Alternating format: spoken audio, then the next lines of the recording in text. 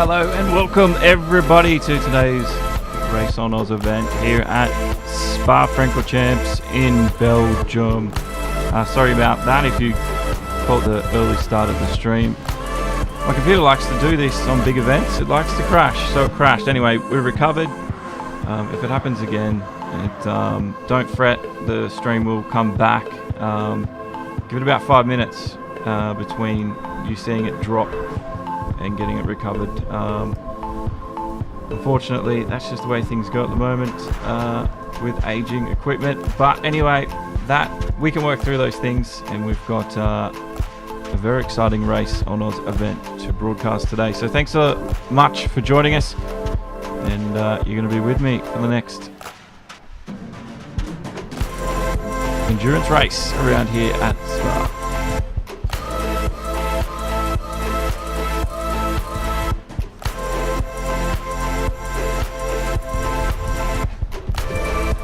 Let's have a look at what's happening on circuit.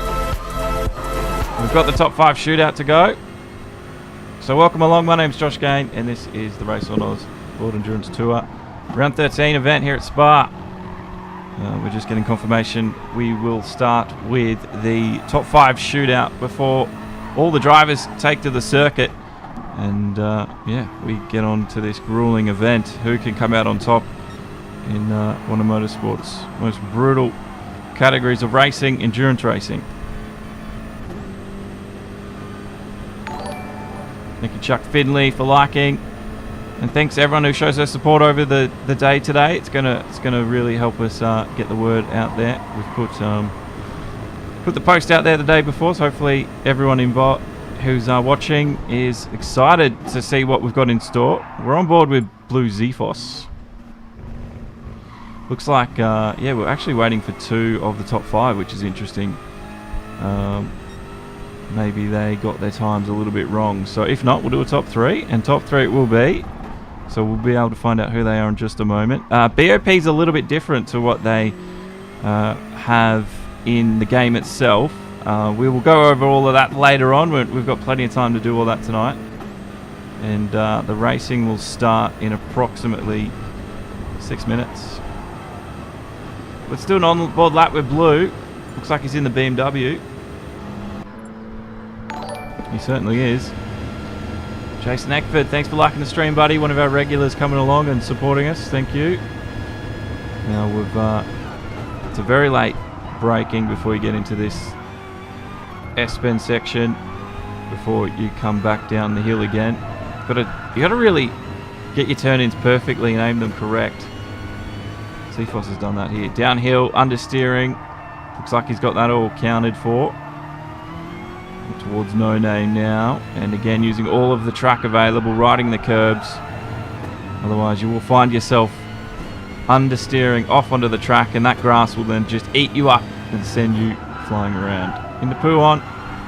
Get on the power as early as you possibly can and commit to it. And if you've got the line right, well, you can gain a lot of time through there.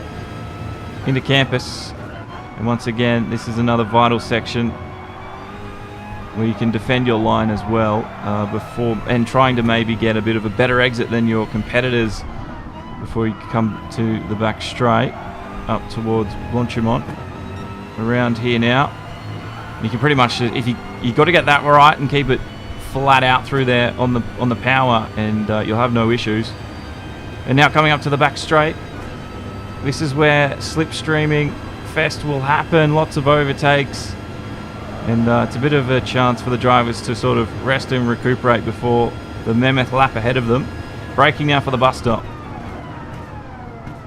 Get that right, turn the car in right, ride the curbs, get on the powers as soon as you can. Again, that's going to be vital for a lap time, and then the start-finish line appears very quickly. So there it is, there's a lap around Spa-Francorchamps thanks to Blue Zephos.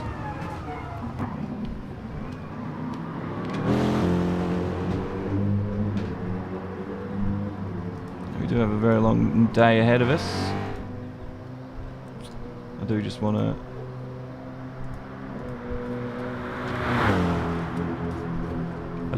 to test that the chat function's working. It is. Look at that. You can see it. Awesome. That's what we want. So everybody, doesn't matter what platform you're on tonight, you can chat to each other. And if you're seeing chat messages that you aren't seeing in your chat window, it's probably because they're coming from either something like Twitch, YouTube, Facebook. We've got them all there. But tonight, it's going to be important to see the total time. So let's open that up to the viewers.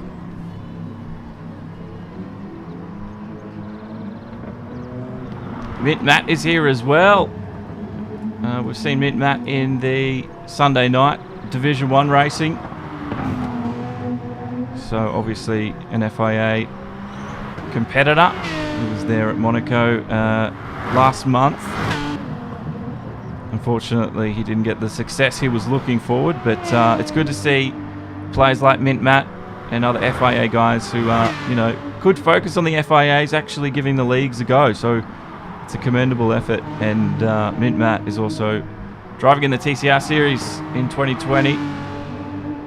He got a drive earlier this year to test for a team, and looks like things are going well for him. So he's a quick character, but how's his endurance caliber? What's he like under a long stint? Well, Mint Matt, we're going to find out. Xerxes is here as well. Keaton 231, the winner of the Division 1 championship, is also here. Let's see how Keaton does in this World Endurance Tour, and it's going to be very interesting. The final round of the year, round 13, and well, we've got a long road ahead of us, but I can't wait to see what's in store.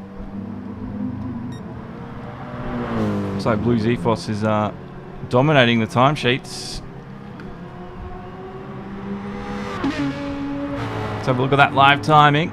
So Mint has actually just gone the best lap, 2:15.678 there. He was dominated Sector 1 and 3.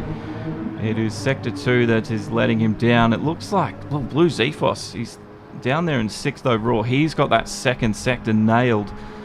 And he doesn't look like he's too far behind the other sectors. He just needs to get that thing together.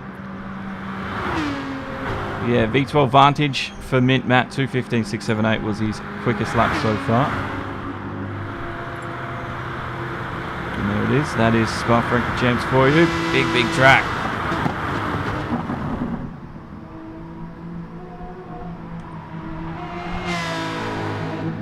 We are just waiting, I think, for the top 5 shootout to begin. We are running a little bit late. They waited for me to recover the stream, and then I think we're just waiting on a few players for them to come in. But once that's done, racing's going to start, and it's going to be an absolutely chaotic moment into the start of the race. And if there's anyone out there watching who can clip and create highlights during the race, please do so, because we'd like to get an update maybe on the hour, every half hour, and if we can use those highlights updated on Twitch or YouTube, that'd be very helpful. I'm a one-man game here, and I do rely on a lot of the support from you guys out there in the wild, so thank you very much for 2019. I'm just going to ask one more thing of you this year.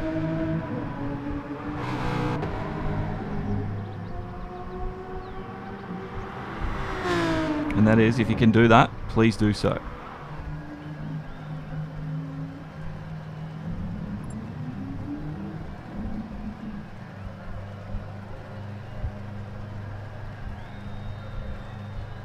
All right, here we go. Top 5 about to get underway.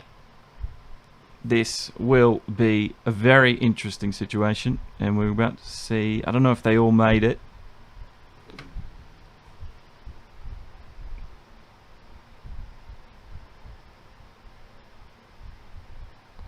I think the top 5 did anyway. We'll see how many get out there and run the track. If you excuse me for not having my knowledge full up to scrap on the World Endurance Tour, it's a series that I don't normally do. I was invited to do it for the final round, you know, end of the year and all that, and I'm so honoured to have been asked. So I said yes, but you're going to be learning with me tonight, so I'll do my best.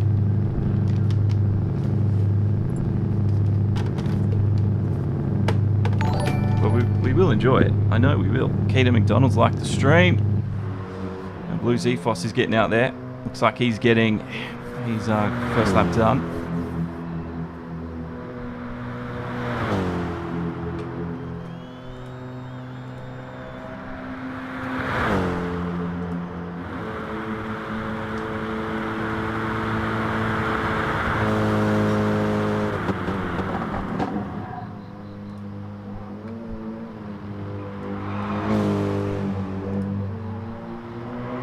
luck to everybody today. If you haven't been here before, my name's Josh Gahan. This is Demo 1 Garage. And yeah, we're doing the round 13 of the World Endurance Tour, 3 hours of Spa coming up. We've got a top 5 shootout, and we're just waiting for the drivers to get their outlaps done. And Zephos, that is not a good start for him. I know it's only in the outlap, but you know, if he's pushing there, well, is it a sign of things to come? He needs to stay mistake-free. That's going to play on his mind now coming around to start his first quick lap.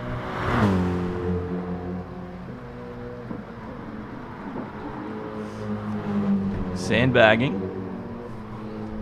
Hello, Bastian.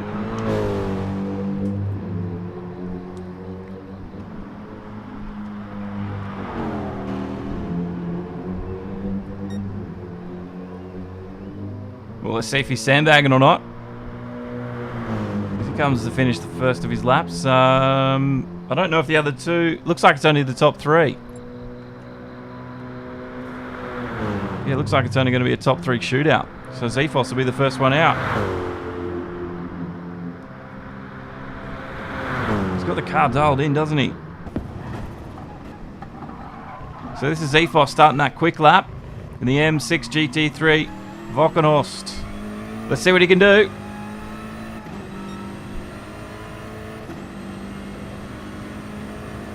Comes up towards La Source now for the first time. Yeah, it was that was a pretty harsh swear word there, wasn't it? I'm supposed to be family friendly on Mixer, so I don't mind a few swear words here and there. We might have to change our rating to teen. That's how I think Mixer works. Swearing doesn't bother me too much, but it might bother some people watching. Anyway, right, they've got the soft tyres on. He's maxing it out up to 260 k's an hour, braking hard as late as he can. Zephos, the first to take out the bollards there, and now he's squaring this BMW up downhill again. He's got the big heavy car now to navigate. The brakes glow red hot as he asked everything of them to stop that car and get it rotated into the turn. It's done that into no name. And he's got a decent line at the moment.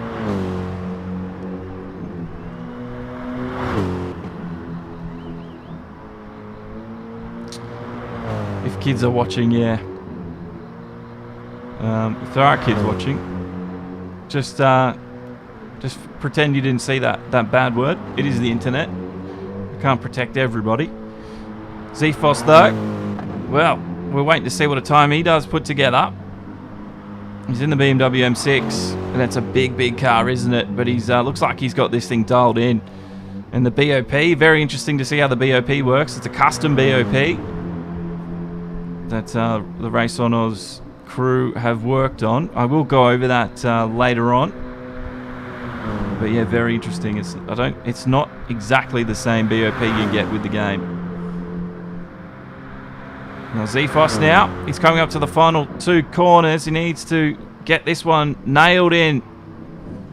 And looks like he's done it. He hasn't had too many slip-ups, has he? Has it been a quick enough time to secure that top spot? We're about to find out as it goes across the line. It's not registering a time there. But let's have a look at the live timing. It was a 2:14.8. So Zephos needs to beat a 2:14.8.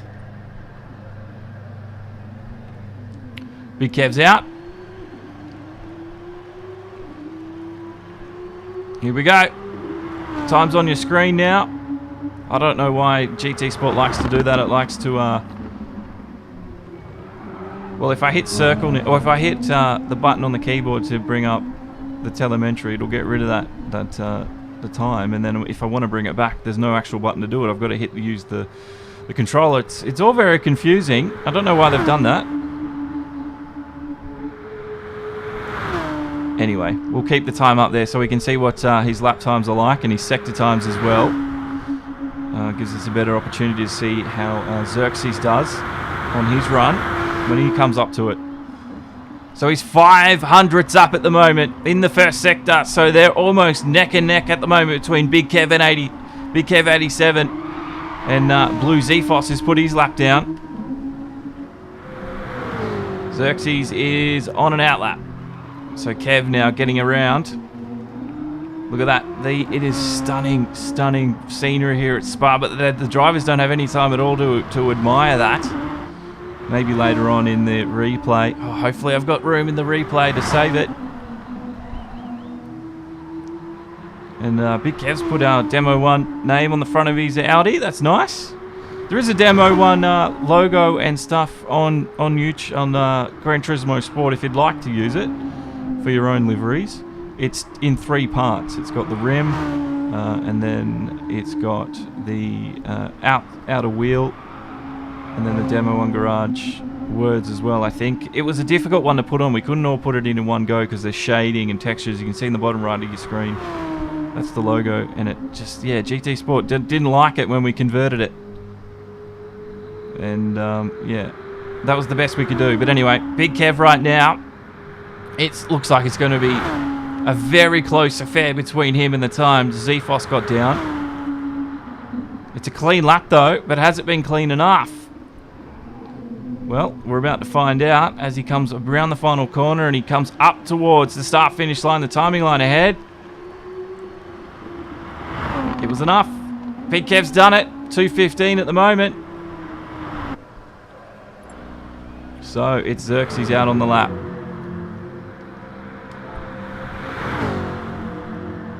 It was a 2:14.8, sorry, from Blue. So Blue's actually kept it. Doesn't do a very good job of letting us know who's won or lost. So no, Big Kev's got that. He's got the slowest time on the board, but he did get that fastest sector 3. Look at that. He just didn't get it in the first 2.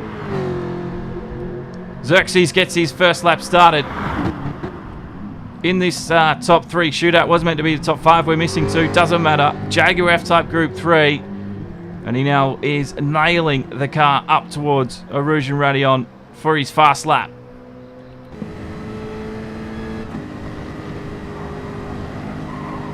Got to try and straighten up the top there at Radion as much as possible.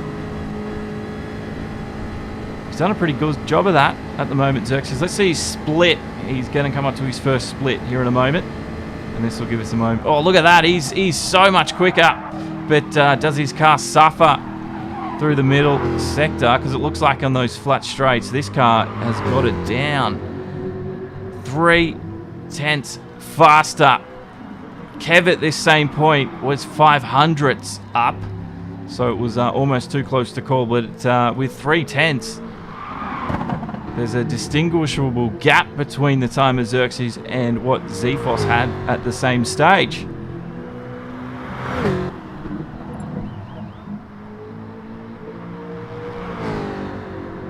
Xerxes now, he knows he needs to keep the lap together, because if he makes a mistake here, it will be done. It is so tight here between these top 3. It looks like the 4th driver has made it. I don't know if that's an actual competitor or not. Like I said, I'm new to this World Endurance Tour, so we're going to learn together tonight. Oh, he's still up. He's lost a bit of time though, hasn't he? Looks like the BOP is absolutely nailed in this series. 600ths, he's lost almost 3/10 through that second sector. And Xerxes now needs to rely on the straight line speed of this F-Type Jaguar to get him back that time he's lost out. Can he do so? Or is it just a little bit of too much of a task for him to mount? See those disc brakes glow red hot then. Oh, he's gone wide. He's gone wide. That's going to lose him a lot of time. And it will. That'll lose him the spot he sure but had in the bag there. His final time was... It was a 2:16. Wow. That's so unfortunate. He definitely had that all together then. F's in chat. F in chat for Xerxes. So unlucky. Looks like the top 3 has done. I don't know if we've got this man going. But if we are, it'll be starting very shortly. So thanks for joining us. We've got the 3 hours to come. And make sure you get yourself comfortable and in a good position, because we've got a lot to go through tonight.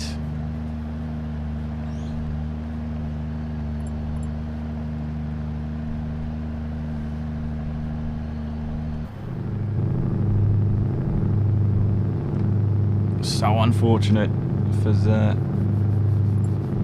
them. Just coming out of the bus stop, he had too much curb, didn't he? And it was just what made the difference at the end of the day. But we've got the main race coming now. And get your clocks ready to count down this 3-hour event.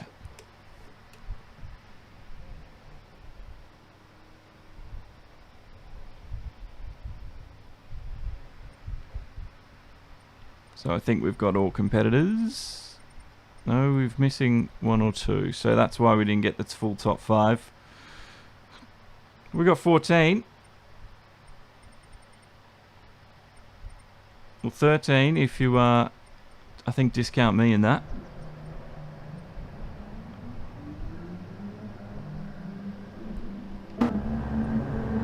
Yeah, the Jaguar was just, it was way up. It was way up. But, yeah, that middle sector. The middle sector in the Jaguar just, he lost so much time and it looked like a clean lap. But that's how things go sometimes.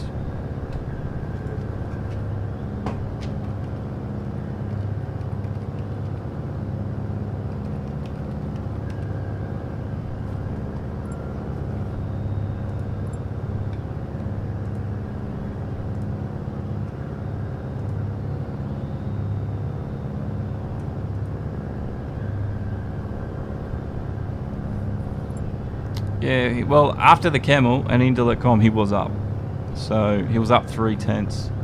But it was coming through like Campus, Pouon, Stavelot that really lost him the time, and then he couldn't get it together down through Blanchimont and up to the bus stop as well. That's where he lost the time, coming out of the bus stop at the end of the day.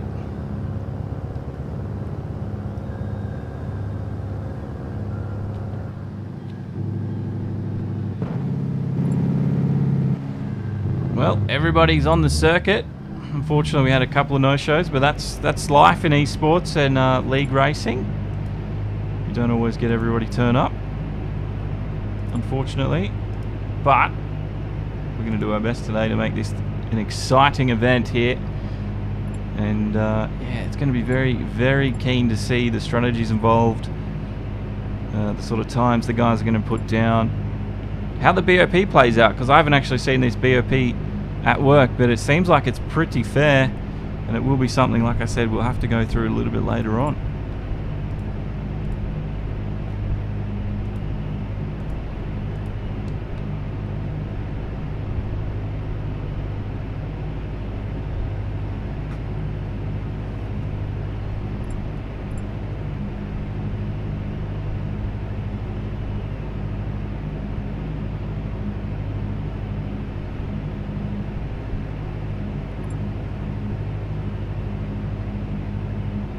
So it's a 7-kilometre circuit, 19 turns as you said, and the race lap record here was set by Valtteri Bottas in the Mercedes in 2018, a 1:46.286.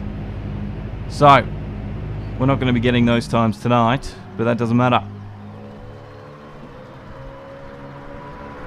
I'm just waiting now for things to get the green light, and we'll get the race underway and started here.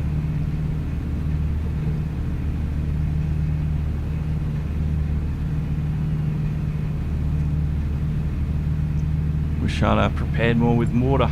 It's so hot here where I am tonight. I don't know if everyone is the same, but it's been an absolutely stinker of a day. Did most of the work I wanted to before lunchtime, before the sun got too high, and then I haven't done anything since the rest of the day. It has been just way too hot to do anything. And I don't know how the Test cricketers go. I know they're over in Perth today. At least I think they're in Perth anyway, playing some cricket.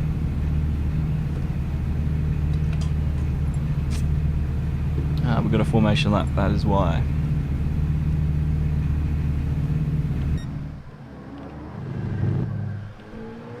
Thank you, Banana Josh.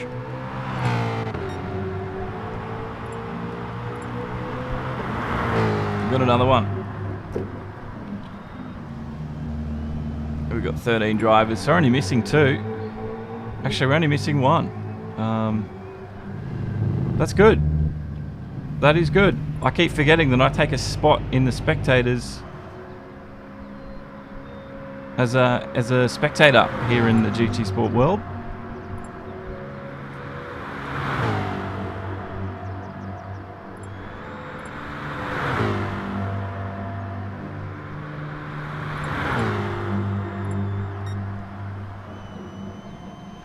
Interesting. Pointless.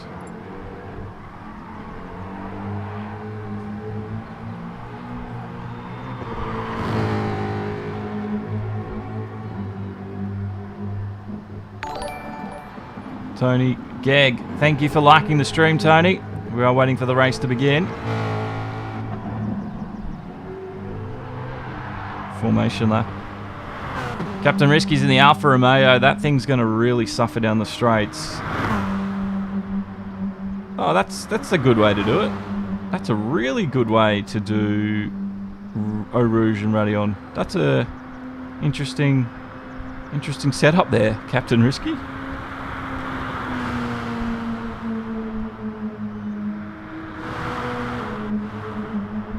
And yeah,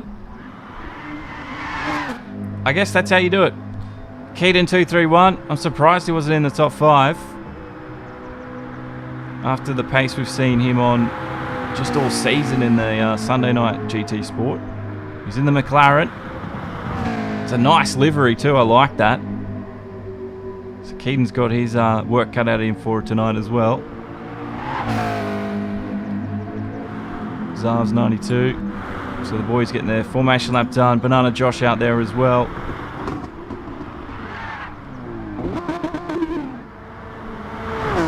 It's a Storm Pacer. Must be late for Storm. Here we go. Here's the final. It just started. Like I said, we're all learning here with the World Endurance Tour. Here's your grid. It is Zephos from Kev, Xerxes, Banana Josh, and Mint Matt in the top 5. Storm Pacer will take it up, right up, back of the grid.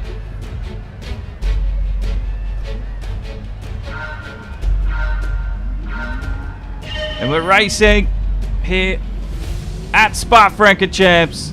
We've got 3 hours to go. And right now, the drivers will do their formation lap and then bang on in to the race itself. So everybody's going to warm their tyres up and get things sorted.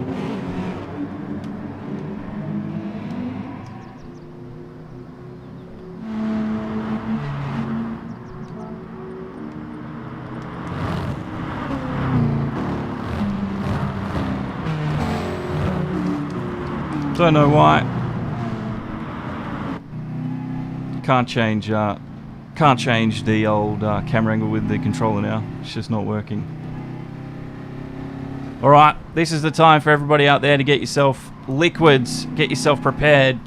I'm going to do the same because I came unprepared and we're going to get straight into it. I'm going to be quick. We're coming straight back here with the 3 hours of Spa. Thanks to RaceOnOz.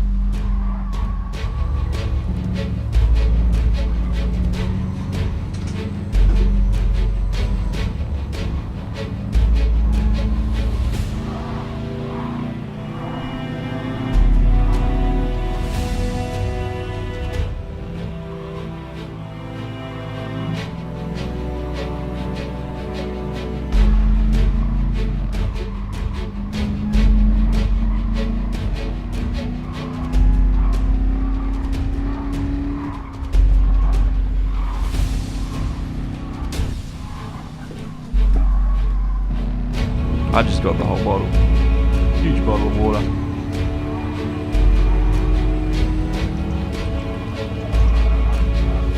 Probably hear that on stream.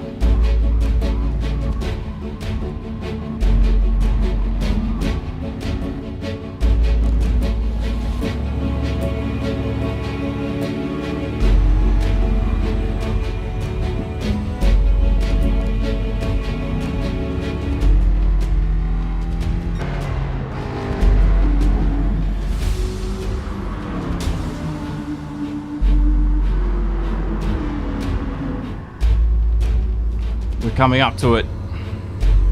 The start. Things are getting tense. The drivers weaving left to right to get that heat. Blue will now take control of the grid.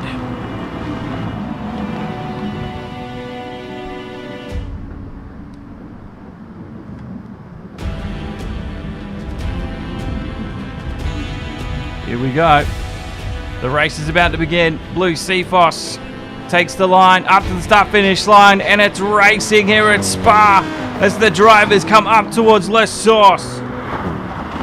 This should, everybody you'd expect to be nice and calm and collected, but it's endurance racing. Who knows? CFOS is around. That is tragic for him. The leader has changed to Banana Josh. I don't know where CFOS has ended up in all of that. Right at the back of the grid.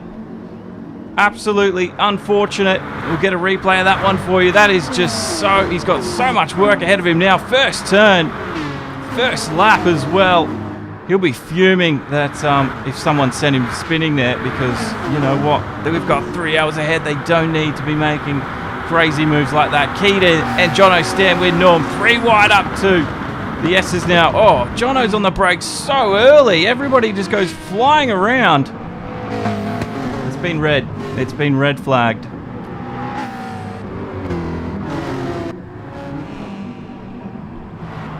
I'm not sure what the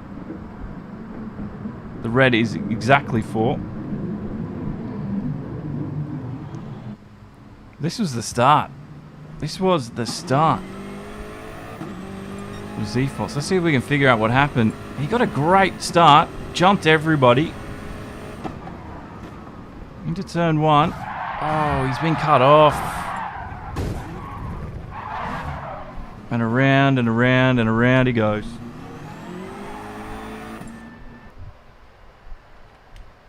So, we're now waiting for a restart here. Spa-Francorchamps.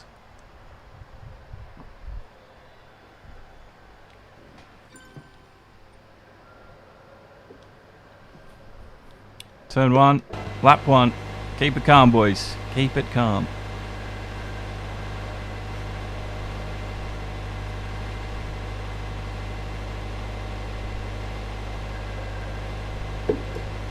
Daniel Spence says Jono Stan was actually in the missing persons register for 4 days. But the Facts with Daniel segment probably going to be a regular moment here on during this race tonight. So thanks Daniel for keeping us entertained. It's going to be interesting. But yeah, that was a red flag, probably because of the lap 1 incident. I can only assume that was what it was for.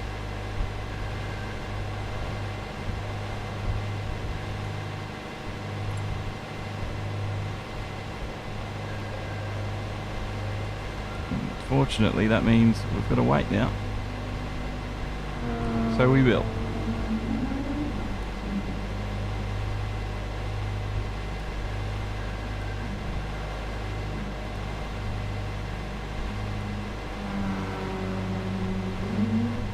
Wish I knew how to make clips on the go.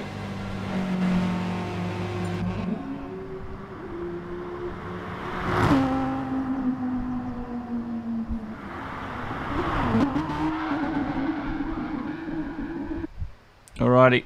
Well, thanks for sticking around. It is what it is. This is what they've done. They've red flagged that race. I know it was a bit, it was a little bit dirty, but I think we could have gotten around with it. That is just my personal opinion. I tend to, if 1 or 2 cars spin off on the first corner, it happens. It wasn't. We've got 3 hours to recover. Anyway.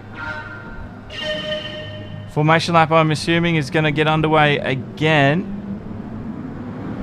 So you've got another 3 minutes to get yourself prepared and ready in the zone.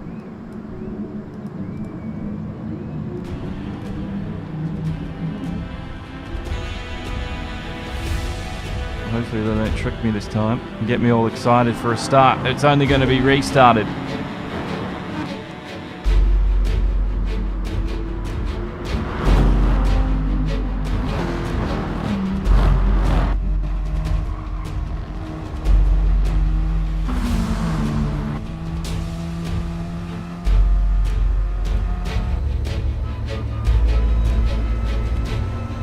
On board the Alpha.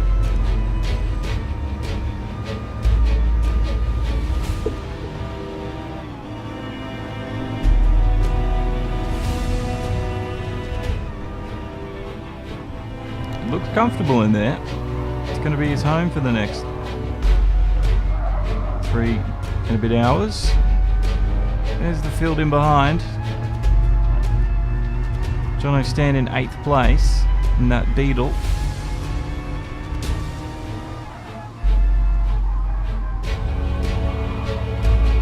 I wish there was a Ferrari 458 amongst the field.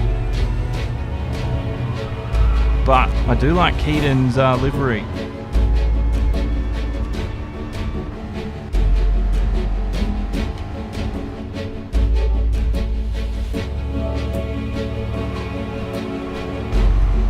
Hitting all sorts of buttons tonight that I shouldn't be hitting.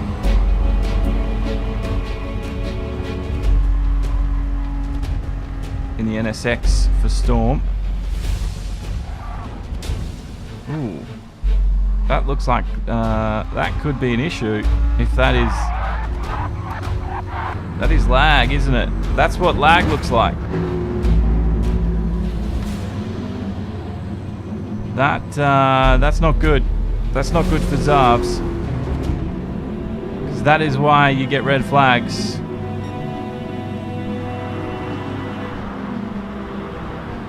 Easy Prey is keeping his distance, and I don't blame him. He doesn't want to be caught up.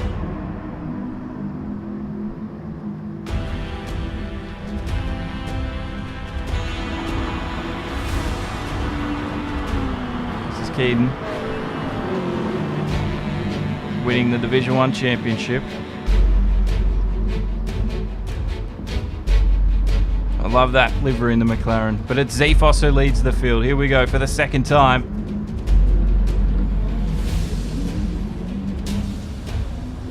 For the second time, we're going to get things started here, and it's a great little run from Zephos up towards the first turn.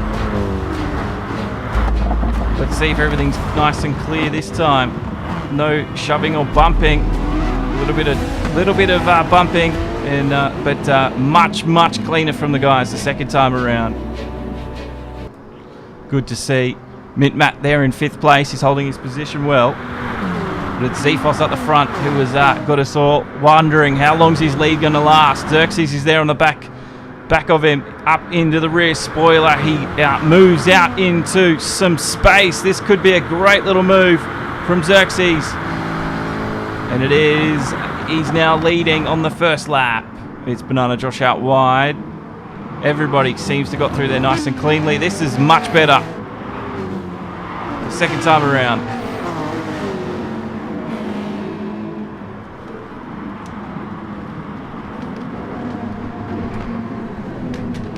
So that's really good to see from everybody out there. Xerxes though leads. Zephos is there. Looks like they're starting to build a bit of a gap already, but they've got 3 hours in this. People will be fuel saving. People will be looking after their tyres early on. Big Kev's up into 3rd. Mint Matt has got the pressure on his shoulders tonight. Captain Risky's there in the Alfa Romeo. And that V12 Vantage of his. Well, the BOP in the game has sort of nerfed it a little bit. It's not as powerful as it once used to be, but if RaceOnOz have got their custom BOP right, because it certainly looks like they have, the BOP could be alright for Mint tonight. He might not be in too much strife. Storm's in 10th place. Keaton's moved up 2 spots already in that McLaren. He was starting in 10th and he's already fighting his way through. Back up the front, it's Xerxes. Zephos gives him a bit of a run. Overtake around the outside. Bus stop inside. What happens? Oh, looks like it was a little bit of a slow getaway, and Kev could recover another position. Zefos now is on the back foot immediately, defending from Big Kev in that R8.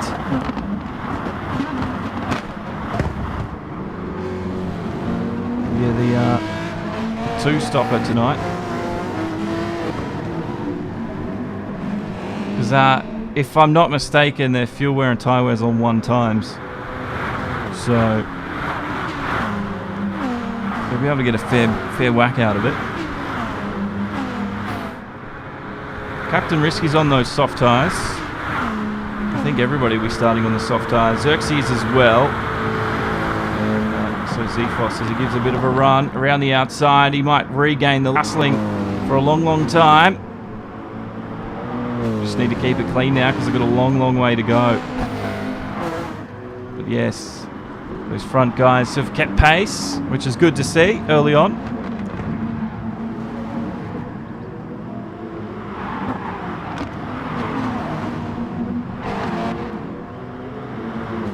We've got just about to come down to the first 10 minutes. The first 4 or 5 minutes of that was the formation lap. Or Mint Matt, that got a little bit iffy there, didn't it, for him?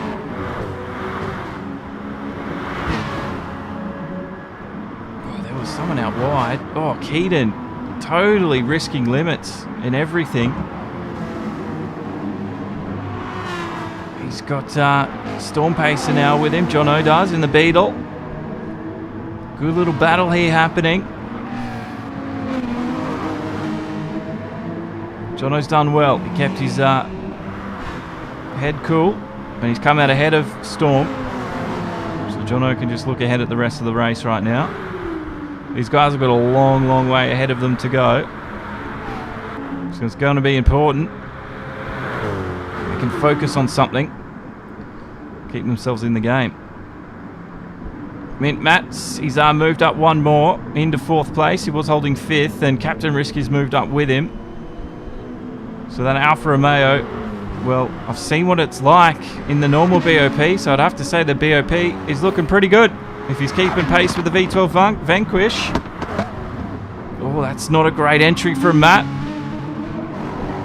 That could be an opportunity for Risky, and it is. Mint's been pushed back down to 5th place. And then Alfa Romeo, it is now going to be a 2-on-2 duel. 1-on-1 duel, rather, between them up through Rouge and Radion. In the slipstream, Mint Matt is. Are they bump drafting here?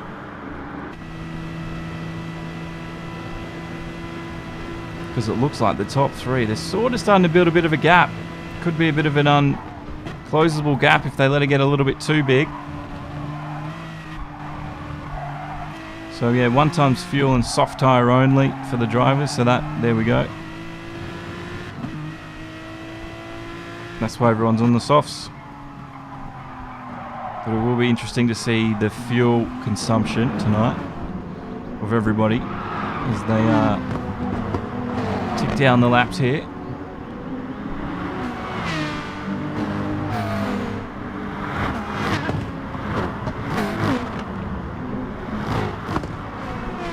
Jono Stan, he's keeping pace with Keaton, which is good to see. And Keaton also moving his way through that field nice and smoothly.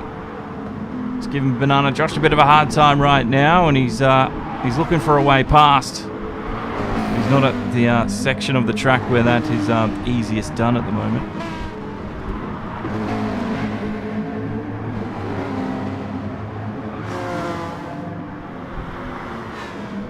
Through turns 15 and 16. Josh has run wide. Stan and Keaton, though, they've kept together. They clash doors. Banana Josh gets back inside it. Keaton there. Oh, he's run wide. Keaton. They didn't want to give each other room then at all. Up to Blanchimont. Oh, Razor got that all wrong. I think he didn't quite get his braking marker, and already some mistakes are creeping in for the fellas. Need to stay clear of those. Banana Josh is there.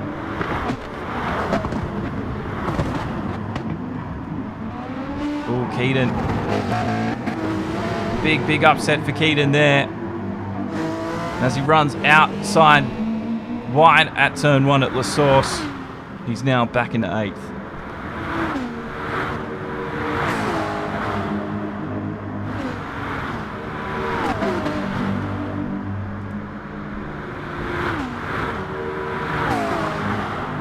Banana Josh is moving forward.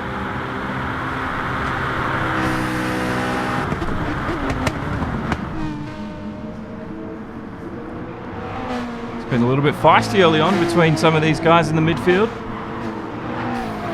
which is norm with Razor. Razor didn't quite get his braking point at the bus stop last lap. Back up to the front, it's still Zephos leading. Xerxes, that was a scary moment for him, wasn't it? Xerxes was sideways almost through No Name. Into Puon he comes right now. It was a bit of a compromised entrance. And wow, he can't get the car turned in at all. And yes, Big Kev gets around him. That was an absolutely heart-of-the-mouth moment for Xerxes then. We haven't even hit the half an hour mark. Huge moment.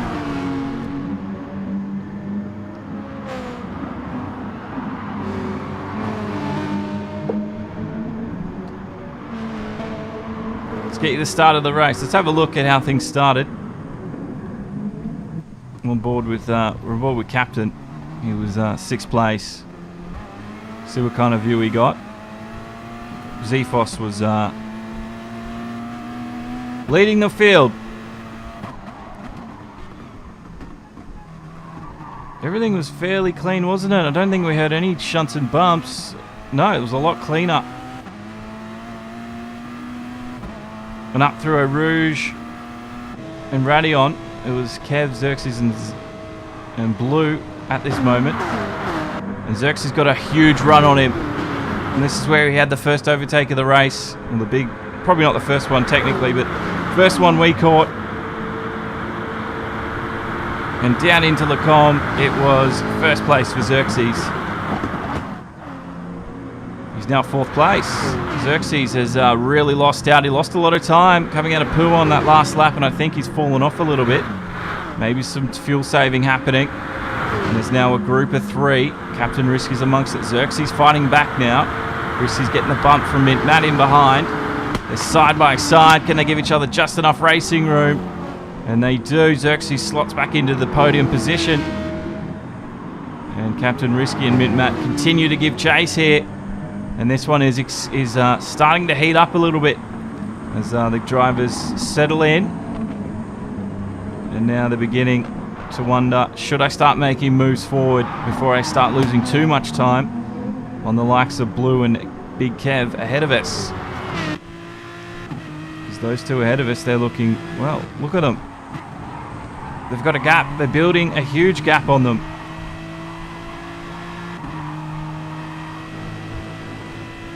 Daniel Spence, facts with Daniel. Xerxes is the only driver, but he is still the number 2. Hilarious. I like that one. I'm sure Xerxes doesn't. He's in 3rd. The number 2 driver, he's in 3rd. Now these 3 giving chase to this man, Xerxes. Looks like the Jaguar's got them down the straights a little bit. But that Alpha, he's keeping pace. And that Vanquish is no slouch either. Braking hard for the bus stop. Ooh, Risky goes for something here. Or he saw an opportunity. And he almost went for it. He just wasn't close enough, was he, to convert the 4th to 3rd. And Xerxes right now is just controlling it. We might get it all wrong here, a little bit wide. Risky had the tighter line. Mint Matt followed perfectly as well. Up into the back end of the car, slipstreaming now up to Eau Rouge. They're going to try and stay in behind and see if they can give chase down the Camel Straight. Can they do so? 3 cars through there in a line like that. That's a little bit crazy. Here goes Mint Matt. I think Mint might have a crack. Definitely saw an opportunity open ahead of him. But again, that Jaguar, that top end just... It It's just able to squeeze a little bit more juice out than the rest of them. And they're unable to make anything of it. Jono stands in a land all of his own at the moment in 6th place. Banana Josh. Well, Keaton's there with him. It's weird to see Keaton in a position like 8th after seeing him so competitive and so dominant in the Sunday Night GT Sports Series we just finished. He's having a go here through Puon. Banana Josh might be up for some trouble, and he is. Razor might have a crack as well in the Ford. Into Campus. He hasn't really converted this changeover yet, and there it is. There's confirmation of the move. So Keaton's done well to hold that one.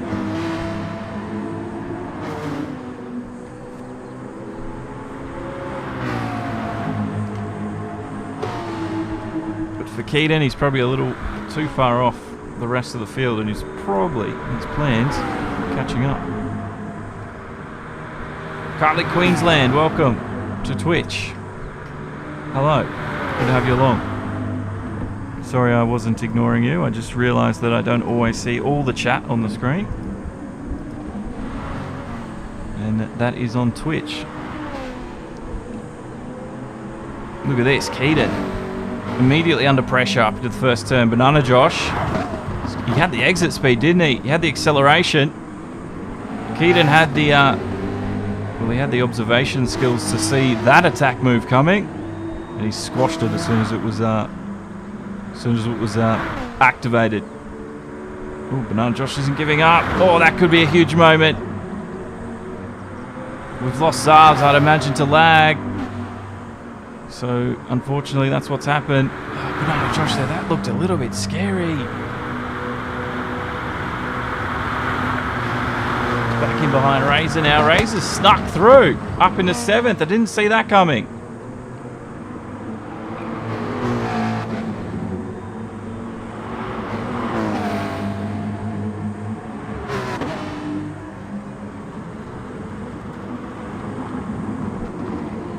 Oh, don't tell me we've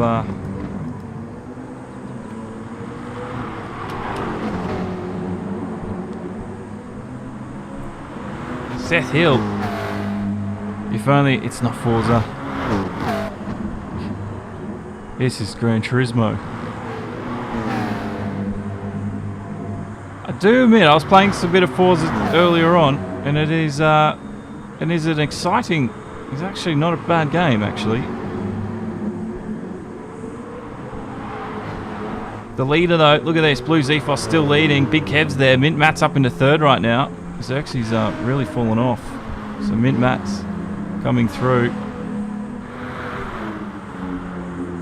Now I don't know why we've lost our replay function. I know how to get that back, but we're going to have to cut away from the race for a quick moment. But we won't do it just yet. But be aware, I'm going to be doing that in a moment because I want to get the replay function back. We want to be able to see things happen again and again and again, and we can't when it does this to us. It's just so annoying. It's just one of those bugs, I think, that happen every now and then. We'll try something quickly.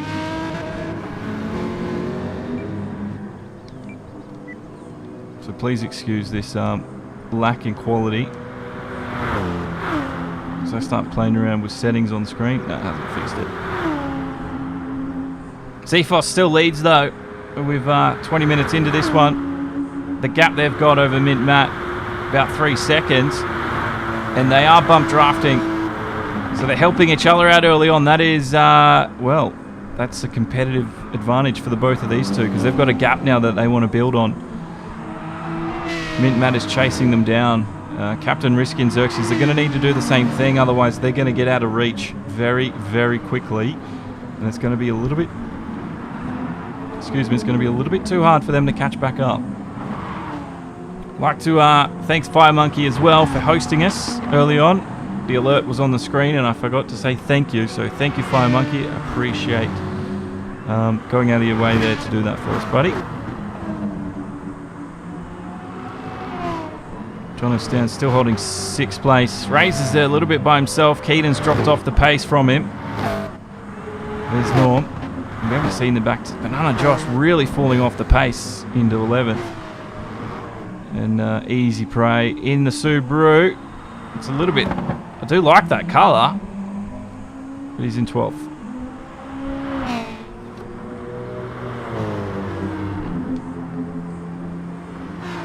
Let's have a look at the tyre situation, how everything stands for them. Fuel, they've just a bit hit quarter fuel there. And they're continuing to waste away the fuel as the laps go on. Kev's managed to save a little bit of fuel there, a little bit more than Zephos. Zephos looks like he's running almost full ahead. So is Mint Matt, he's running full charge. Risky's doing the same thing, and so is Xerxes. Jono's used a little bit more. Razor saved some. Keaton's even saved more. Norm's almost equal with the situation Keaton is at. Banana Josh and Storm going side by side on each other. Storm riding those curves, planting the accelerator pedal and getting traction. That can't be good for his overall grip. It's not a sprint race, Storm. He needs to look after those tyres and that fuel saving, because he might be able to gain a few spots fuel saving if he can. He's out wide. Banana Josh is up on the inside of him.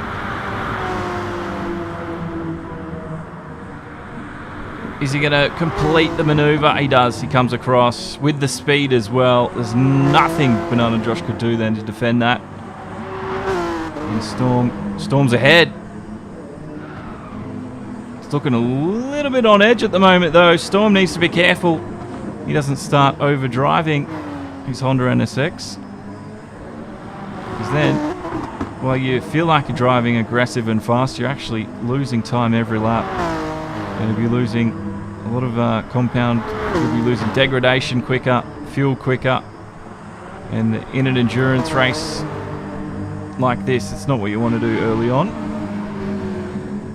Now these two, they've been matched pretty equal since the start. Xerxes was the only one looking quicker in the shootout.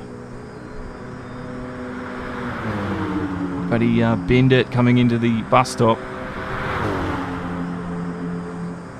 The gap, though, after 10 laps and almost, 25 minutes of racing is about 5/10 at the moment. And these three, this train looks like this thing's going to go on for a long time. And it's going to be a very interesting affair to see how this all plays out. There was Xerxes once again getting it crossed out of the bus stop. He's so anxious to get on the power that he's losing time. A little bit more patience from Xerxes, I think, and he'll start to gain time and get that back. But this is the time and place in the race now where you need to iron out all those little mistakes. Get on top of them, calm yourself down, and get prepared for the rest of the endurance race, which is ahead of you. Hetet is now following. Thank you, Hetet. Or Tet. Sorry, I don't know how to pronounce your name properly, but thanks for joining us here in the World Endurance Tour, a 3-hour endurance here at Spa, thanks to RaceOnOz.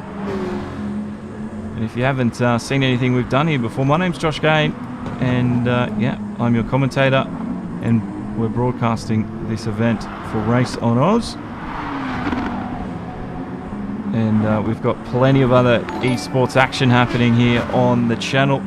Thank you, Derek Solon, for hitting the like button on the stream. It is a huge support, so thank you very much, guys.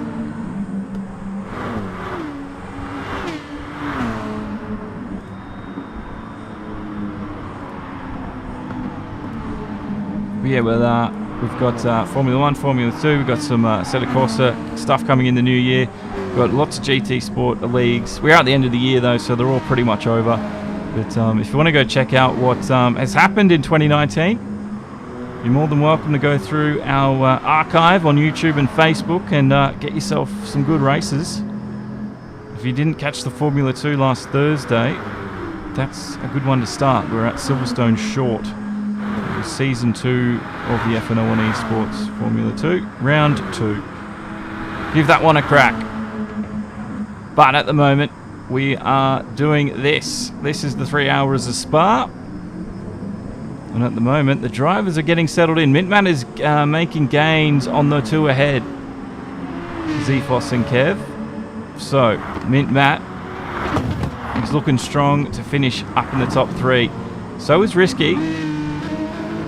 And if Jono Stan can get forward as well, because Jono we know can be a wizard in strategy sometimes.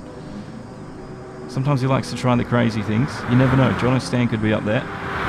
But this is endurance racing. It's too early to predict halfway into this one.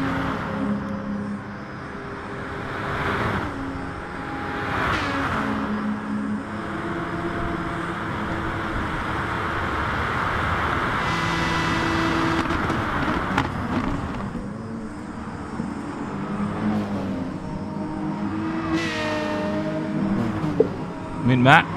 Pressure's building up now from Risky in behind. And Risky, wonder if he's going to go for something in the 4C.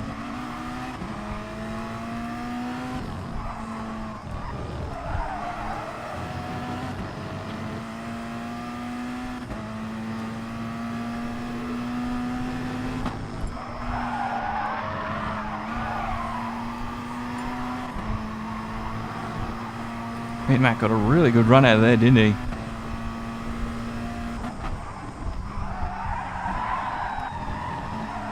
Really good run. Risky's sort of on the back foot for a lot of this. But they have done a great job of catching those two ahead of them. I almost thought there was going to be a runaway train with those two, but you know, Mint's got the time and he knows time's on his side, so he's just slowly chipping away at that gap ahead, and he'll be there before you know it, I think.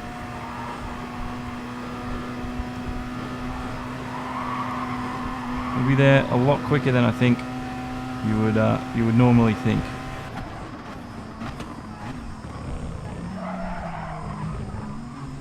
Oh, Captain Risky.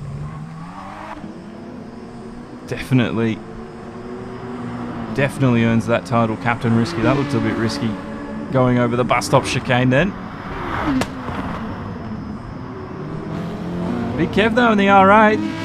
These two heavy cars clearly dominating. No wonder they dominate the Blancpain GT series. It's always an Audi fest in the Blancpain. And it's no different here, because there's an Audi up in second with the Beamer. And they've been very competitive, and that bump drafting, they're still chipping away, aren't they? It's an interesting tactic of eSports. It's you know, imagine trying, because it's just exploiting basically the way the game works with collisions and how it transfers the physics and the speed.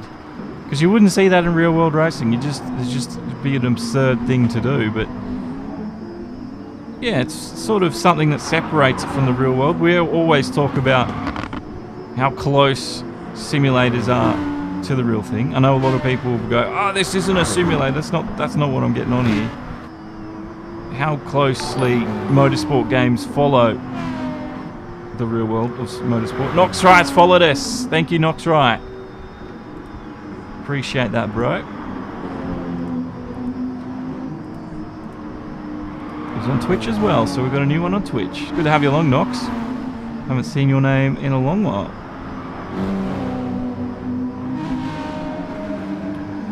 Seth Hill asking, give us a rundown. There's actually been no accidents that we've seen.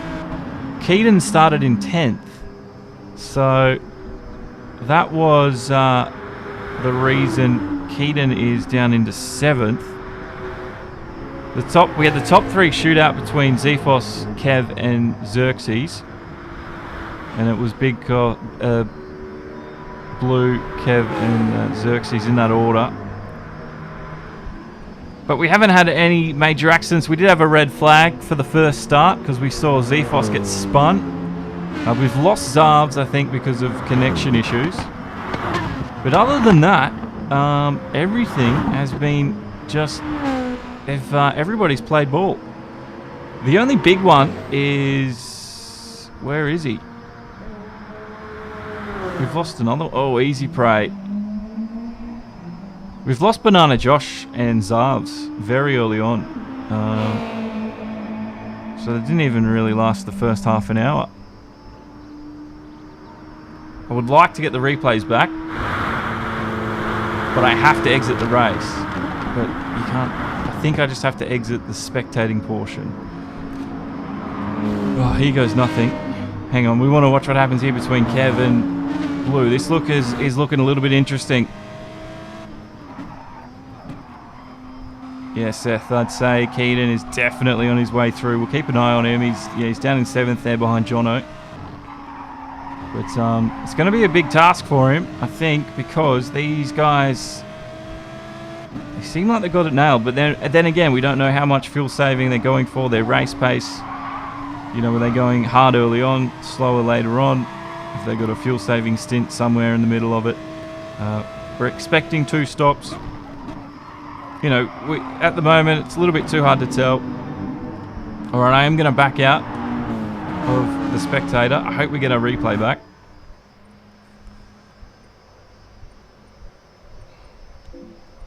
Because I want it back. No, we've lost replay. Oh, that is so unfortunate. We have lost the replay function. Oh no, I deleted so many races.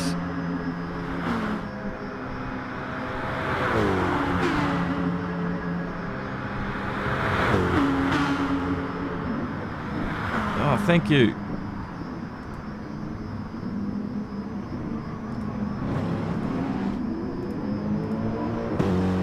Thank you, Knox. Lurking in Div 2 on the controller.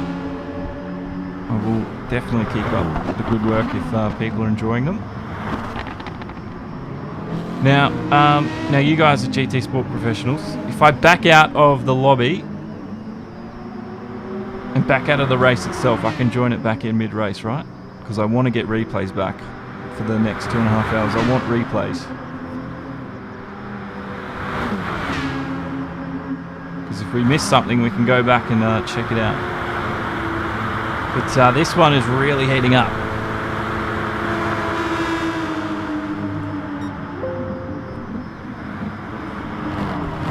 Sorry, headphone users.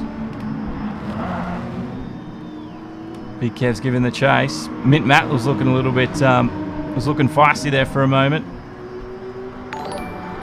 Thank you, Dan Wood, for liking the stream. Oh, Kev, is the heat being turned on? As they've noticed, Mint Matt is now filling those rear vision mirrors. He's a lot closer than he was just 3 laps ago. And Captain Risky's there as well. So the top 3, very, very interesting.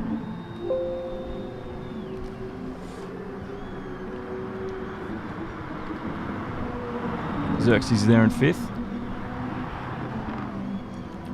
No, it's not the actual replay setting that you see on the menu. It is the replay function on the keyboard. So, annoyingly, it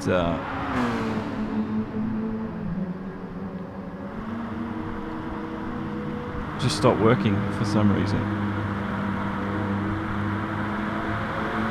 Hello, pubs. Welcome along. You've just hit us at the half-hour mark, and this is where things are really starting to heat up.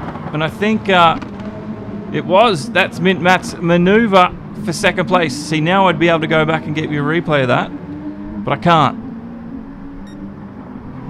So Mint Matt is now up into the 2nd spot. He's worked his way forward from 5th, and he's worked very hard to get there, diligently, might I say. And his next target is Zephos ahead. Risky's watching it all unfold ahead of him.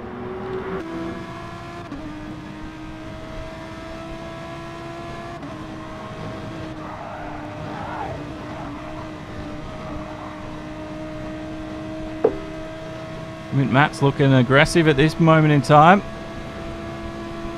Oh, look at that slipstream effect. Kev isn't going to bump draft this time around. Side by side, the two go. Oh, a little bit of a touch. And Mint said, I'll back out of that. We've still got over 2 hours to go in this one. There's no point fighting you on that. You can have first spot. Alright. We'll get her back in a few more laps, as I've done all the work so far. Keaton's in 7th, and he's still in 7th. He's 3 seconds shy of Jono Stan, who was also 3 seconds shy of Xerxes, who is the first of our top 5 from the bottom up. But he's also 4 seconds shy, Captain Risky, who is quickly being left in the dust of those ahead. He was matching the pace of Big Kev and Mint Matt early on, but right now they're disappearing.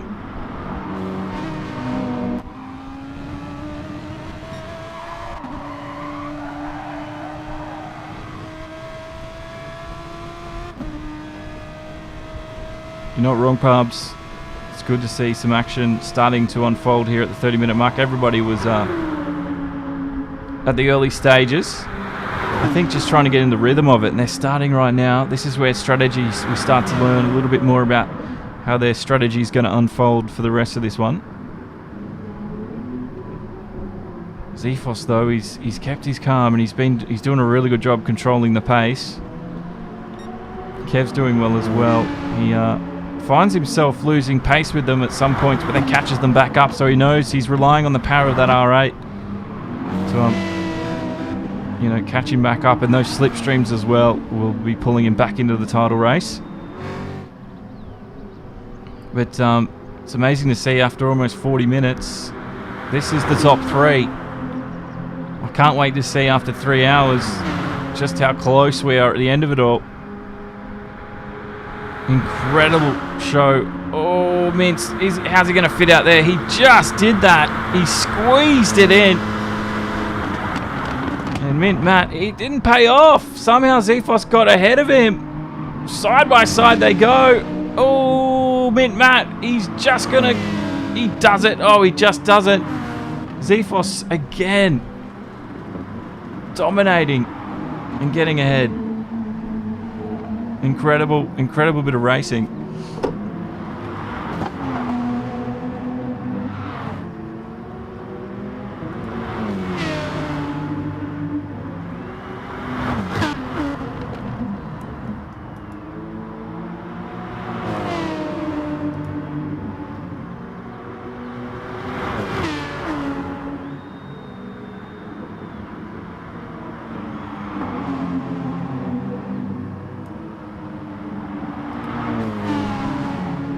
So Mint Matt right now holding second still, and Big Kev is, well, he's there. Let's see where Captain Risky is. He's still within striking distance, so definitely not over yet for him.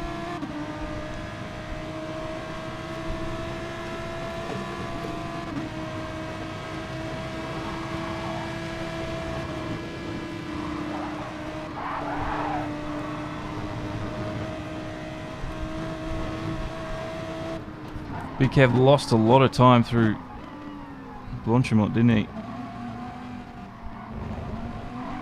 And Mint Matt giving chase. Alright. Well, don't fret, everybody watching. I want to get the replay function back. Just as I go to do it, Mint goes for a move. We'll wait till they go through the camel, because we're just going to have to do it at some point. I'm going to back out of the race, get back into the race, and hopefully we get our replay function back. Because, well, I want to be able to show you some exciting parts of the race again and again and again and again, and GT Sport has a great function that does that, but for some reason it stopped working, and the only fix I know is to back out. Zephos here, his run at the front might be in jeopardy. Again, Mint Matt goes for a move around the outside, and again Zephos squeezes him. He says not today, no, not yet anyway.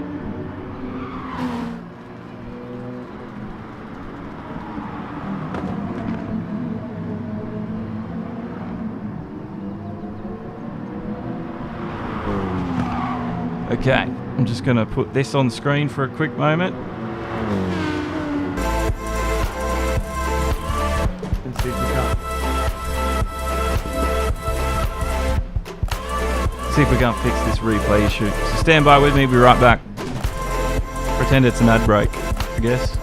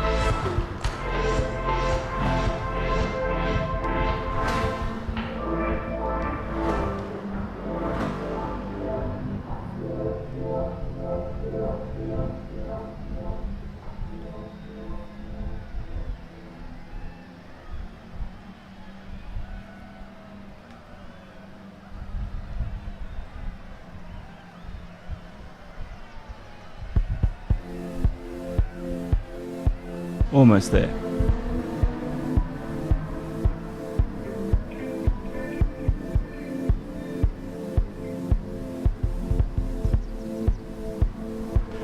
don't know what the weather's like at your place, but it sounds like there's a storm brewing just outside my window.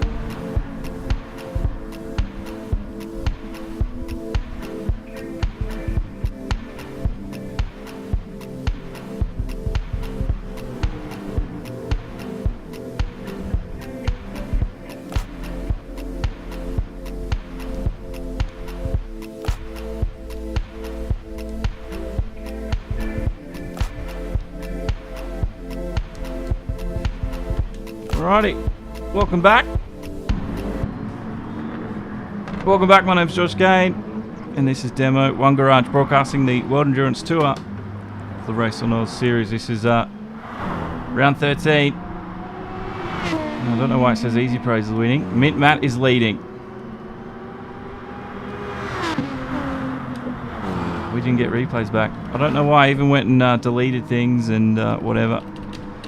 Alright, well, I don't know. I do apologise about that. It's just one of those things, I guess, that happens. It's unfortunate because we had it at the very start. We had it for the opening race, but it doesn't look like we've got them anymore. But this is how things stand. Mint Matt leading. He got the lead during that break. And Kev is there in second. Zphos is down to third. So Zphos really losing out. And what will be interesting, let's have a look, is where the tyres and fuel situation levels stand. So this is Mint Matt as it currently is. You can see they're coming down to the last quarter shortly.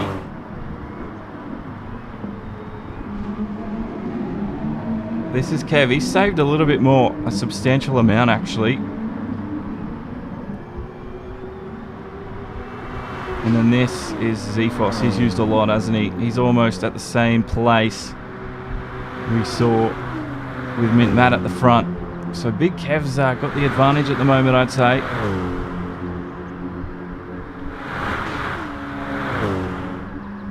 This is where Risky's at. He's got a little bit more as well than the fastest two on the track. So there's definitely some saving happening. And Xerxes right now, well, Jono Stan is in striking distance, isn't he?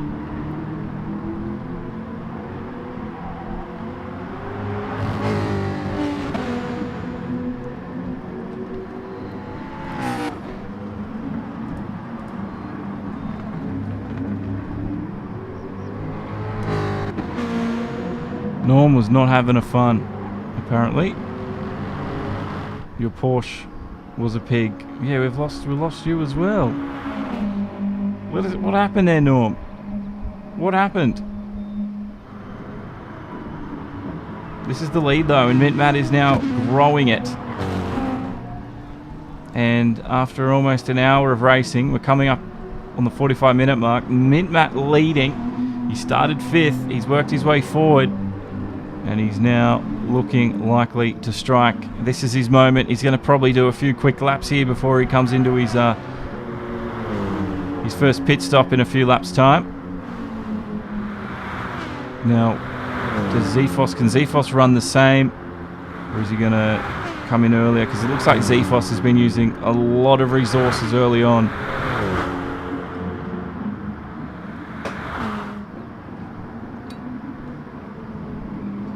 He's coming in. I think he's coming in.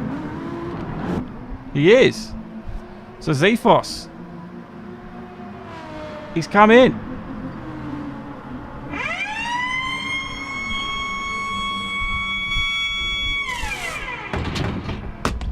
Really take fuel. Jono, Stan and Xerxes have done the same thing. So they've done about 45, maybe 40 minutes.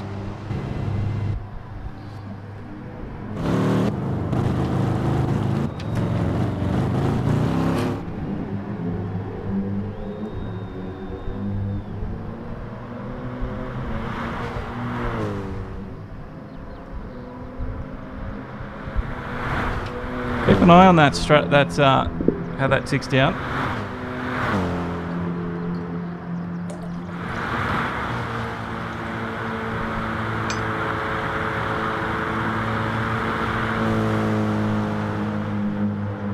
And Blue comes out in 6th in behind Razor here.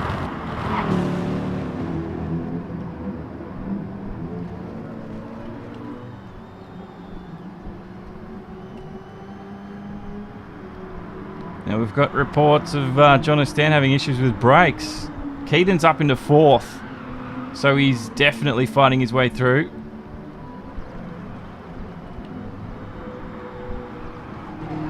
Jono's now in 8th. Xerxes got the run on him, so we've had some major changes happen here at this point.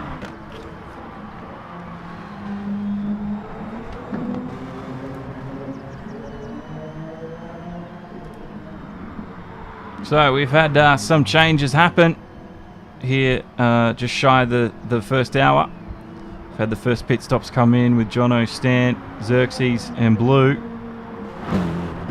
Blue has come out in behind Razor here and he's giving him a hard time. We've got reports of Jono having issues with brakes, and Mint Matt is now leading this race at the current time. And Blue Zephos, well, can he get the overtake that he so desperately wants to make? Coming up through Blanchimont, Razor is blocking the run. An excellent bit of defensive move. Blue in the Beamer right now. That's his first bit of traffic he's had to deal with since the race has started. And he gets the overtake at the bus stop, and Razor lets that one slide. But that is how things stand pretty much after the first hour. Oh, easy praise. Hit the brakes.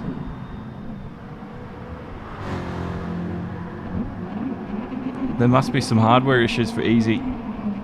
We're losing cars like flies here early on. And he's now being lapped.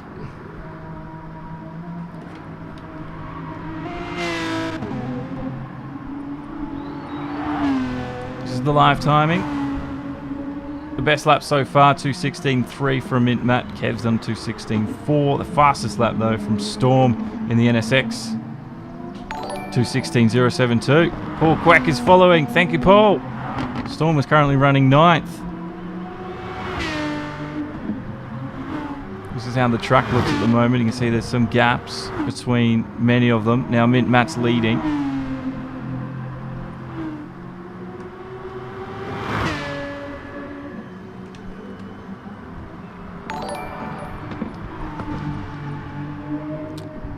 Thank you, Ben Van Lint, for liking the stream as well. Thanks to the new guys that are joining us here for this endurance race tonight. It's good to have you along. We do have the Race of Champions tomorrow night as well. A little bit quicker though. End of lap 20, Jono and Xerxes collided. Right. See, if I had the replay, I could go back and do it. I've lost the lap counter now, unfortunately, because I exited. So, sorry about that, but we still did have the time counting down. Oh, okay. Lowndesy's saying that's why they pitted. Jono and Xerxes had damage. Right. Well, we missed all that. Captain Risky's coming in now. Just shy of the first hour.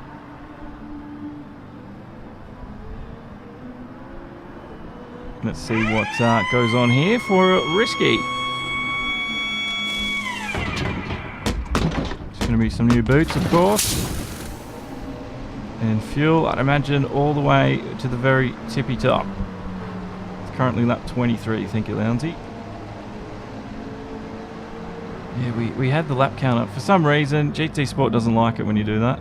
Back in and out. I tried to get it back up then, but it's not going to happen. Xerxes there with Risky. So they're now coming together, 6th and 7th. But I think Xerxes got a little bit of little pace on him here. Risky, though, with new tyres. What are Xerxes' tyres like? They're new as well, obviously. So, and he's a little bit lighter, I think, than... yeah, Captain Risky filled all the way up. Xerxes didn't bother taking a fuel stop all the way. Risky did, though.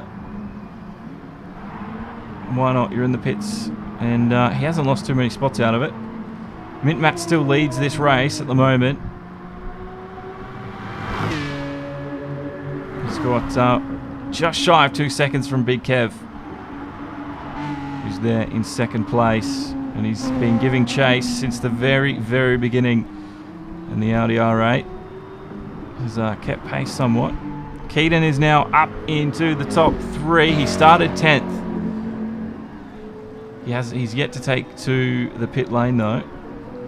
But his fuel and tyre situation's looking pretty manageable at the moment. So keep an eye on this man, Keaton. You never know. He might come and lurk from behind and surprise everybody like a bit of a dark horse. Razor and Zephos doing the same thing. They're still sharing the same space of track.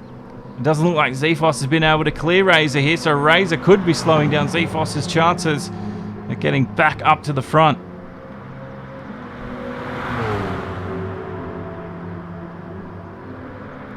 That's an interesting situation there, Daniel. You could be right.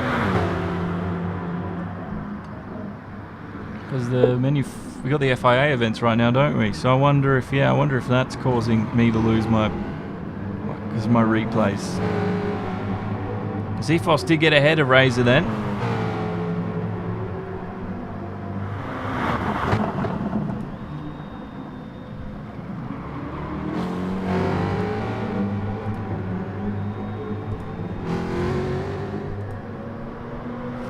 He's having to work hard at it though. There's the flash of the lights early on from Zephos. Now I wonder if Razor's going to give it back to him. I don't think Razor wants to give up the position at all.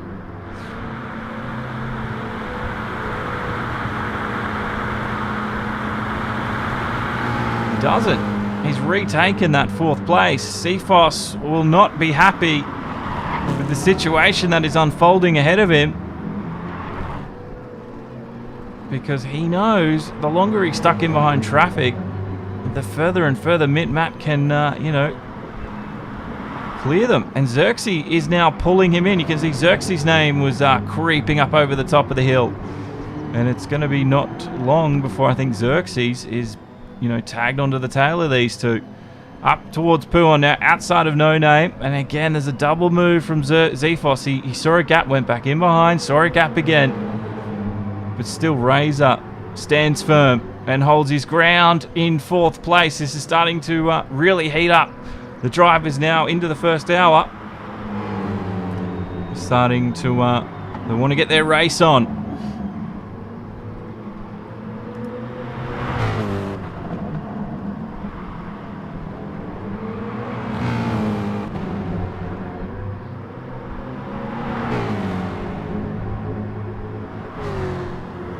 Razor and Zephos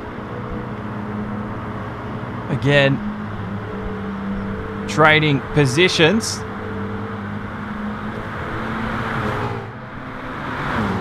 But every time Razor gets up to the Kemmel straight, he gets the overtake and just becomes a bigger annoyance for Blue. Blue needs to clear him. When Razor comes into the pits is when it's going to happen. But Razor is entitled to that 4th place and he's not going to give up. You can see even Risky in behind is starting to catch up too. So things are getting really dramatic.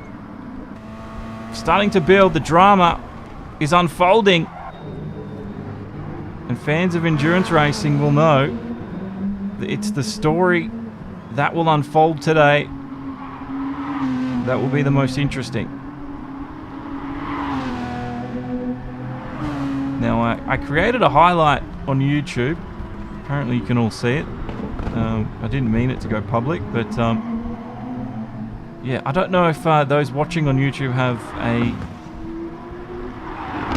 ability to clip or even an ability to create highlights like I can. But if you're on Twitch, I think Facebook can as well, and or YouTube. If you are clipping moments that you see that you would like to see again, because we'd like to get to go over the story that has happened so far. Once we get to the bottom of the hour, for the next one, let us know if you're clipping events, and we should be able to use them to tell the story that's unfolded. Because we've lost in-game replay function, but we've got some other tools we can probably utilize. If you do that, please let us know. But it's still these two, 1 and 2, and we're waiting for them to take to the pit lane and get new fuel and tyres. Let's have a look. Kev is only just under the quarter, but Matt is really starting to use the juice. And it won't be long. He'll probably run his stint, I'd imagine, all the way until that thing is dead on empty. This man won't, though. This man, Big Kev, says, well, an hour's passed. I'm coming in.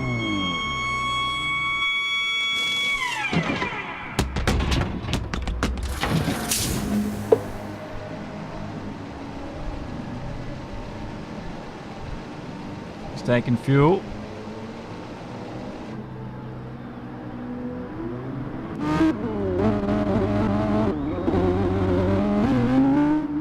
And he comes into 3rd place, so that's a pretty good stop from Kev. And yeah, Zephos did lose a lot of time sitting in behind Razor. He's now managed to clear him, and so was Xerxes. So yeah, the battle there with Razor and Blue. He lost a lot of time in that scuffle. Xerxes, though, seems he's been able to clear him quite quickly.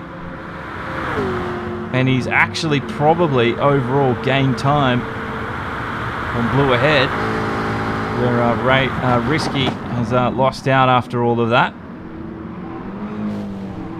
But we still need Razor to take to the pits. Keaton up into 2nd, but he needs to pit stop as well.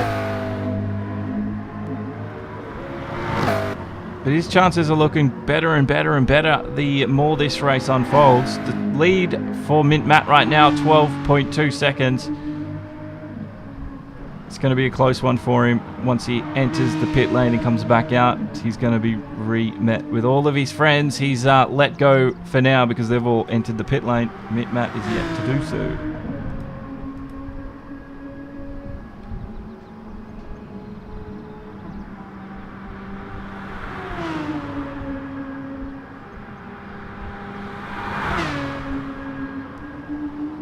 Kev is there in 3rd. 4th place Xerxes, sorry, 5th place Xerxes went around 4th place Blue. And unsurprisingly, the leader is in the pits.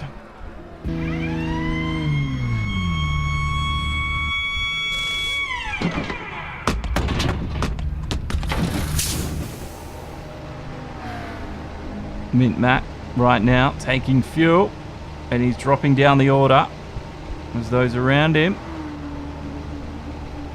fly on past. Razor's come in as well this lap. Keaton takes the lead of this race. Kev coming around. Blue getting some positions. He's actually come out ahead of Mint Matt. I didn't think that would happen. So really, Big Kev has, well, big changes in this race. Big Kev hasn't filled all the way, but he leads and he's got some clean air. Where Mint Matt went for the fuel tank. Interesting strategy call there.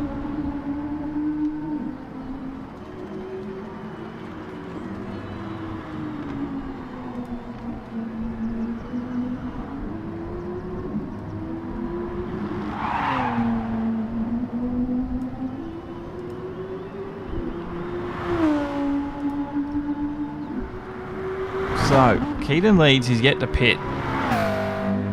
Big Kevin's second. He's taken his pit stop, but not all the fuel. But he does have track position, and a clean one at that. Blue pitted earlier on, but he did come in ahead of Mint Matt just. We thought Razor was holding him up. But Blue has also run through a bit more fuel as well. Mint's got a full tank at this moment. So he's sitting pretty, but he's sitting heavy. Xerxes has recovered a little bit. He would probably have preferred to have come out ahead of Mint Matt at this moment, but he's still within a fighting chance.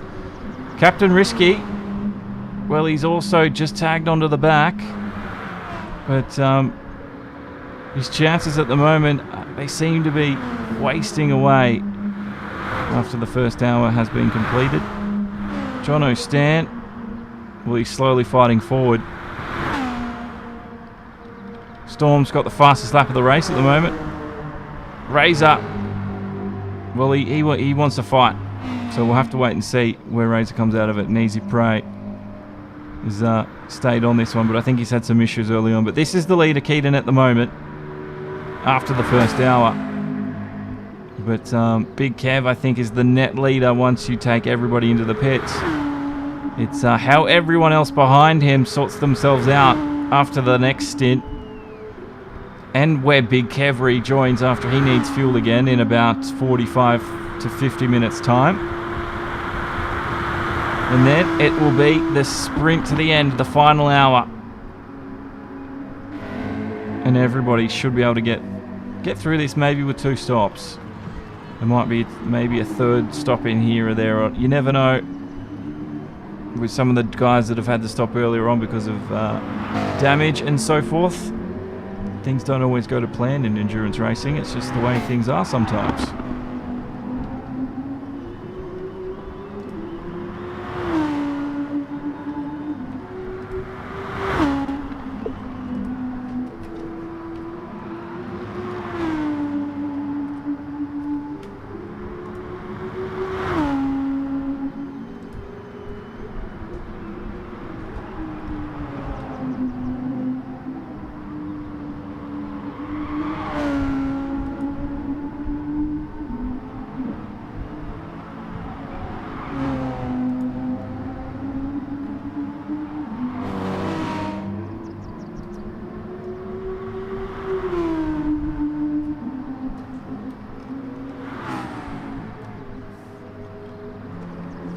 Now Mint Matt, you can see, is going to be pressurizing Blue in just a matter of time. And Mint Matt, I'd imagine his strategy here is he wants to clear this BMW very quickly.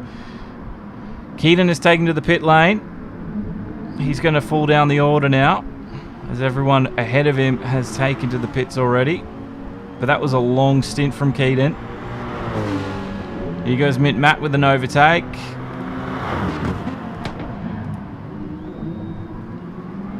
Inside line for Mint Matt. Fantastic overtake, gets him up to second. Keaton's coming out. Jono Stan is there. Storm is there. Where is Keaton? He's actually come out into 5th place. So Keaton has come out ahead somewhat. Actually, he's gained he gained at least 1 position, especially over Risky.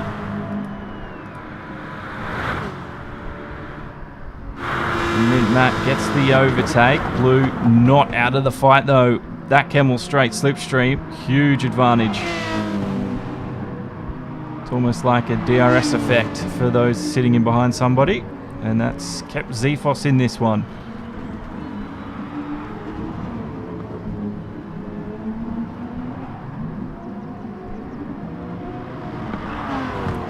So Viper Z out of the car and Razor is in. I didn't know they had I didn't know they had a team driver change there. Oh no, Mint Matt! Mint Matt! He was that was a close one for him. Check this out. Here's the instant replay. This is the best I've got at the moment. Mint Matt was coming down out of no name, hit the curb on the outside. It was looking good for him into poo on here. And he was very lucky not to lose it. The grass, just got too much of the grass. He let Zephos get around him, but better than crashing the car.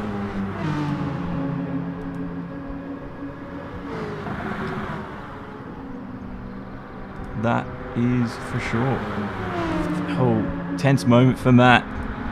Almost all of his work then was just wiped clean.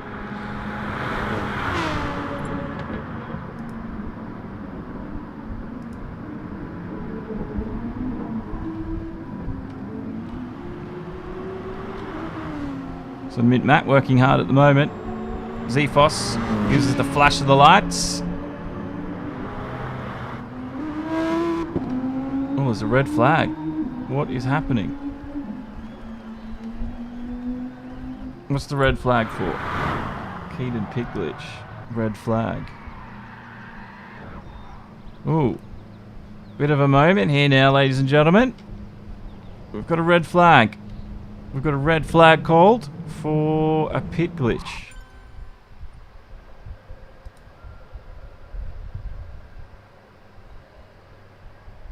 So now, what does that mean, Liam?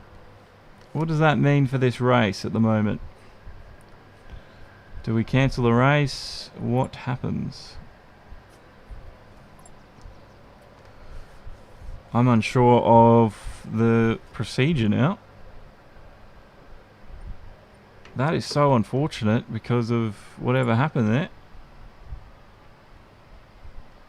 So a pit glitch. Has this ended this race prematurely, perhaps?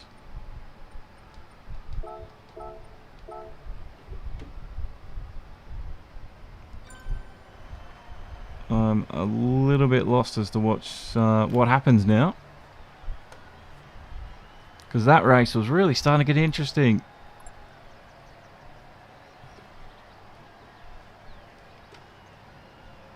.21.05, so we've got 10, 15 minutes to kill.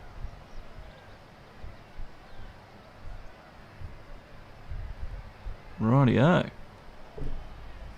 Well, if we've got 15 minutes to kill,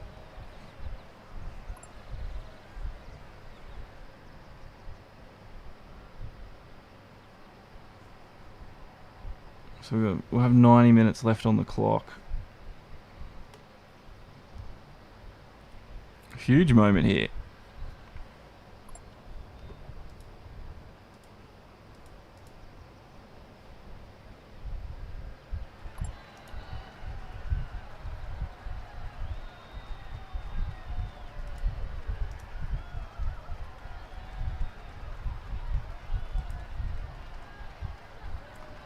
So what I'm going to try to do is see if we can bring up some... I was momentarily recording some moments of that race. I'm going to see if I can't bring those up. I haven't tried this before, so we're going to try it live. We'll see what happens when I do this.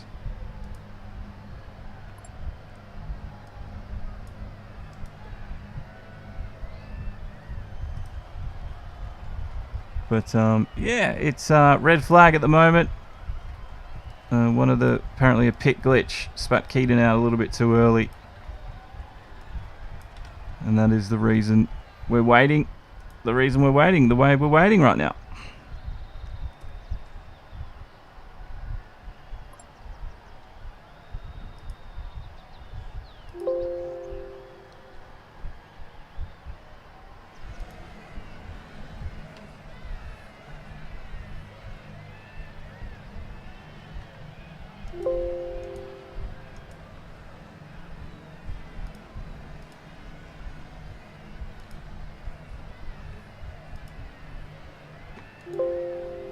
Sorry about that.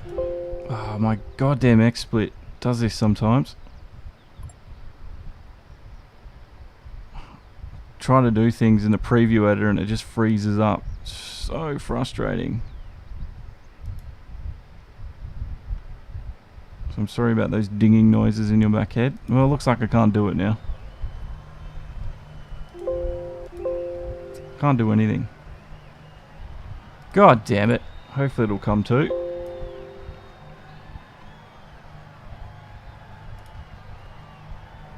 The stream will play on though.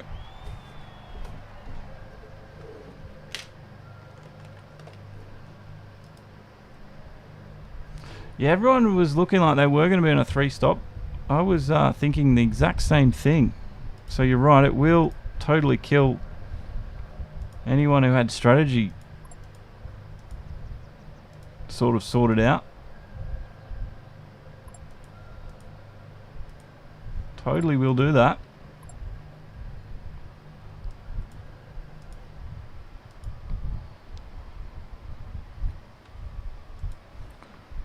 What I might do is, because this is probably the best time I can kill the stream, it'll be right back up. So if the stream crashes, it'll restart. So don't fret, because I want to get these replays to you while we've got a bit of time.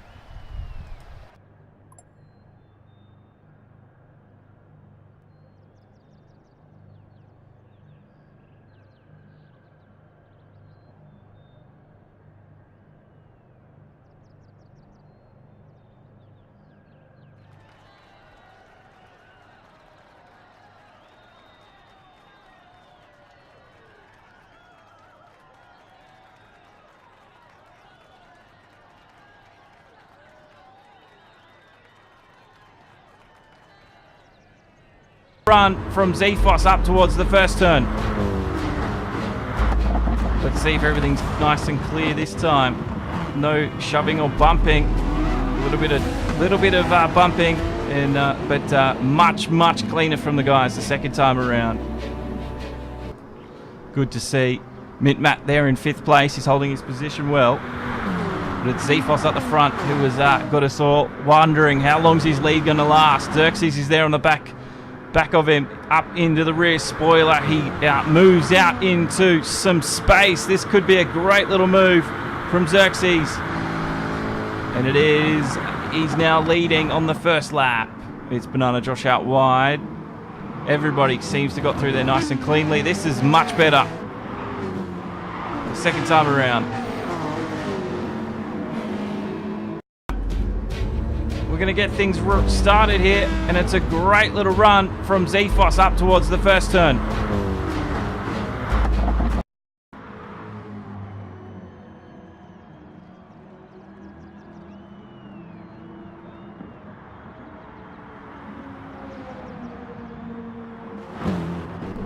These are just some moments I recorded earlier on. If you're wondering what's happening, we're in a red flag right now.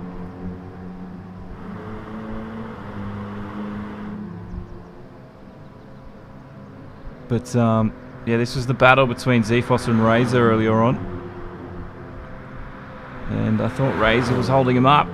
Doesn't look like he was holding him up too much though, because Zephos still came out ahead of drivers I didn't expect him to.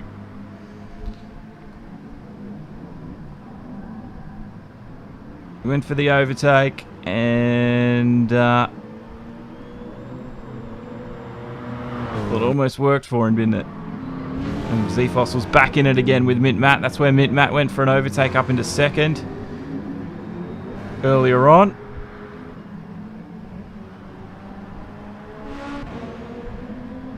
Captain Risky and Keaton before just before the red flag actually was called, because there was a pit glitch which spat Keaton out. That was a close one for him. Check this out. Here's the instant replay. This is the best I've got at the moment. Mint Matt was coming down out of no name, hit the curb on the outside. It was looking good for him into poo on here, and he was very lucky not to lose it. The grass just got too much of the grass. He let Zephos get around him, but better than crashing the car. I was recording the wrong source, so you heard me talking about the replay there, but I didn't actually record it myself. Anyway, that is how things stand. We're waiting now for the restart to happen. And yeah, it's going to really change strategy for these guys. We're going to have 90 minutes left in the race. And yeah, the pit glitch has ruined what was turning out to be quite an exciting and interesting battle.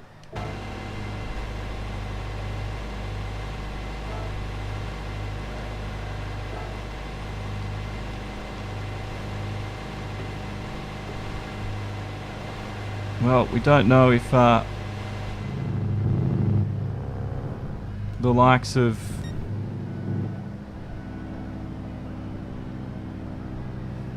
the nations and manufacturers being run tonight is causing these things, but there might be some evidence to suggest that while there's the big events happening in the GT Sport world, it sort of plays around with the lobbies, which is such a shame.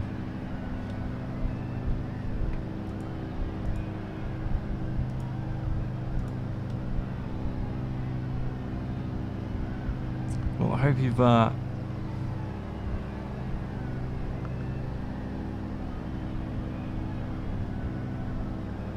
you've enjoyed what we've had so far, and yeah, it's just a shame that this has happened tonight. But thanks to everyone that has followed and supported us so far this year as well. We haven't done an endurance event since I think the Bathurst 120 earlier in the year. So the Bathurst 120 will probably come back, and we had a few of the RaceOnOz guys in that as well. But yeah, if you are new, my name's Josh Gahan, broadcasting this World Endurance Tour 3-hour endurance race at Spa here on live every time on Facebook, Twitch, YouTube and Mixer. We're just at a red flag right now because of a pit glitch has totally ruined what was an exciting race, but everyone will be compounded back up again. We'll have 90 minutes left, and we're going to start in 4 minutes time, and it's just a shame that that happened, but it was a great start from everybody at the beginning. Let's see if we can't this is it. We're going to get things started here, and it's a great little run from Zephos up towards the first turn. Let's see if everything's nice and clear this time. No shoving or bumping. A little bit of bumping, and but much cleaner from the guys the second time around. Good to see Mint Matt there in 5th place. He's holding his position well. But it's Zephos at the front who has got us all wondering how long's his lead going to last. Xerxes is there on the back of him, up into the rear spoiler. He moves out into some space. This could be a great little move from Xerxes. And it is. He's now leading on the first lap. No worries, Noxray. We'll catch you later. Thanks for coming in and supporting us. We're just waiting now for the restart.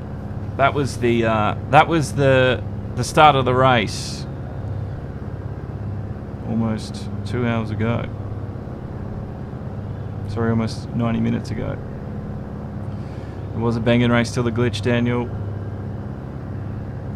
I'm a little bit frustrated as well that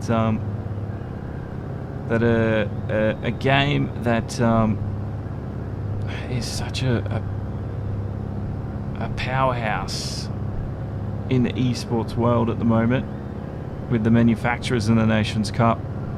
They showcased off some incredible camera angles in Monaco. We've got new tracks as well. We've got the rain as well. The broadcasting of those events is superb.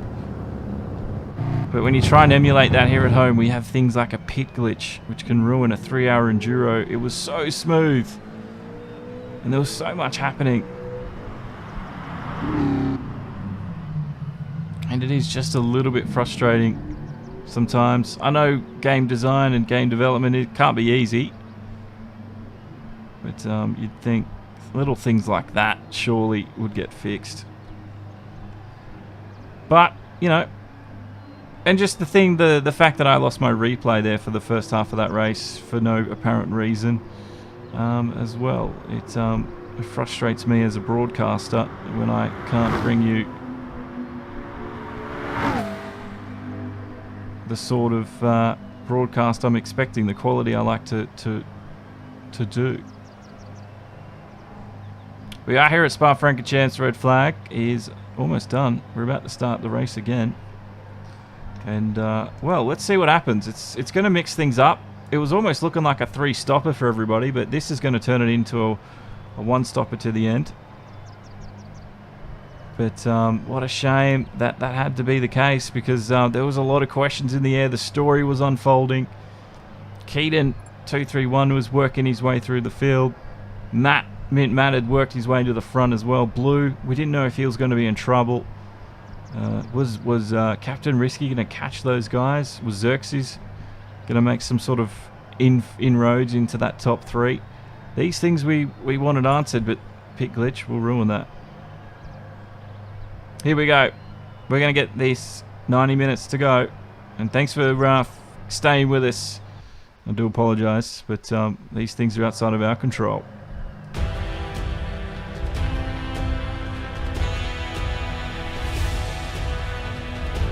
So this is the modified grid order.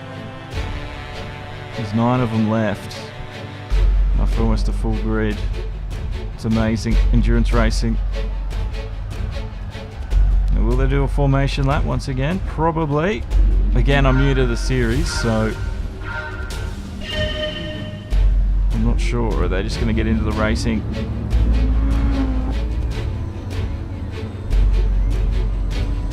Still don't. Oh, we have replays. Oh, look at that. Well, we got replays. The red flag brought back replays at least.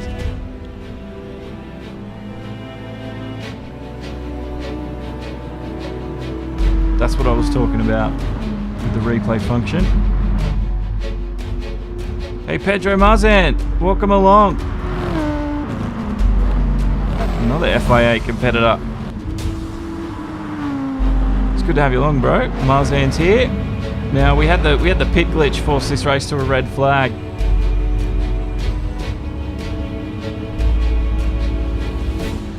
And we're getting things restarted.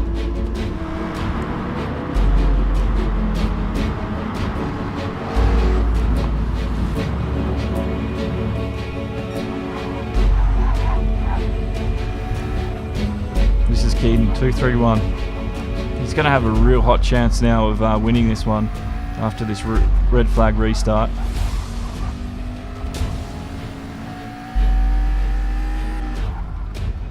Formation lap now.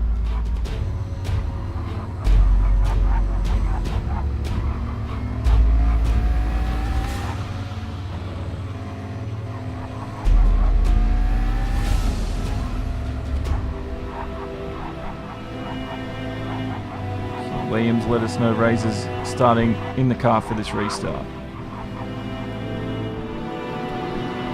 The drivers warming their tyres up on this red flag restart here, and this is, well, it's brought everyone back into who was out of it. It's brought them back into it. It's also brought the strategies back onto par. Like I said, we were looking at almost 3 stops. This is going to turn into a 1-stop from the end. The Audi, I think, has got some sort of an advantage. Mint Matt might also have one too. What do they do from here? The drivers just have to adapt.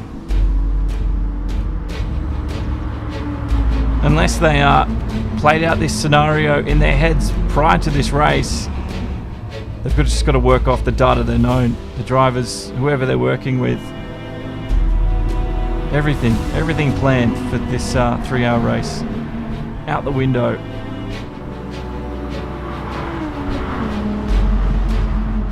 Here we go.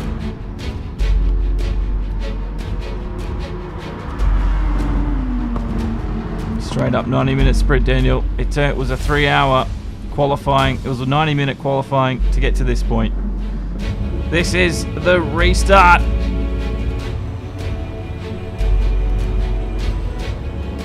And here we go. It is the red flag restart with Big Kev up in the front. Blue Zephos immediately taking the lead away. But that big, long, slipstreaming straight will allow some of these drivers to get back straight up into it immediately. And there's Captain Risky up amongst it. Keaton getting around. Blue Zephos is just, he's sprinting this one to the end. Mint Matt's got up as well. Xerxes is there. It's Keaton 2-3-1, 3 wide with Kev. Jono Stan.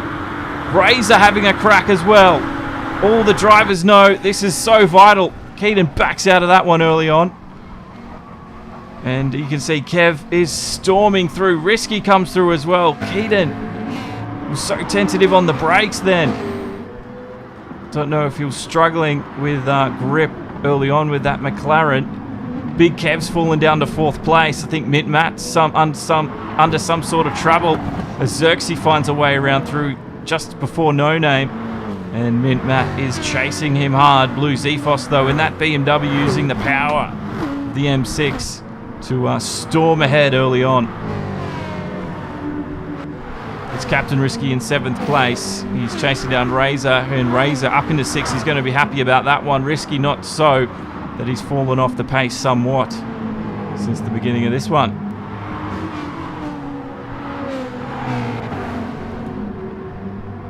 Great little start there from everybody for the red flag restart. Zephos, though, has a 1.4 second lead, and he's just racing it like a sprint race. Zephos doing the same thing. Strategy all round at the moment is just go hard or go home. And Risky and Keaton are with damage. That is why we saw Keaton so slow. Mint Matt and Kev, a little bit of a bump going on there, but you can get away with that one. Jono's up into 5th. Razor there. Risky's coming in because he's got damage. So Risky, he wore some damage early on, and so did Keaton. Mint Matt's in. Mint Matt must have got some damage as well. That is such a shame for him.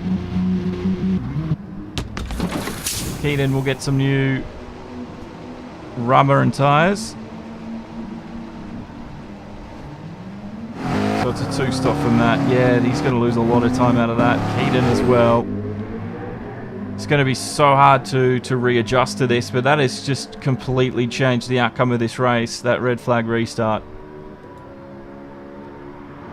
Zephos now controlling the lead by 1.5 seconds from this man Xerxes. And Kev, who stayed out of the damage, is up there. And Jono Stan's really gained from this one. And so is Razor as well. And now inside the top 5. And well, motorsport, it can kill you sometimes. You can love it, but then sometimes, wow, it will just eat you alive.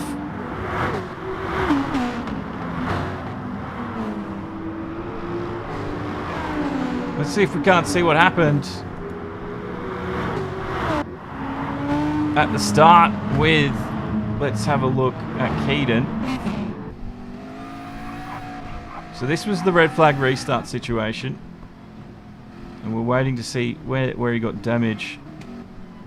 Oh, pit glitch from Matt.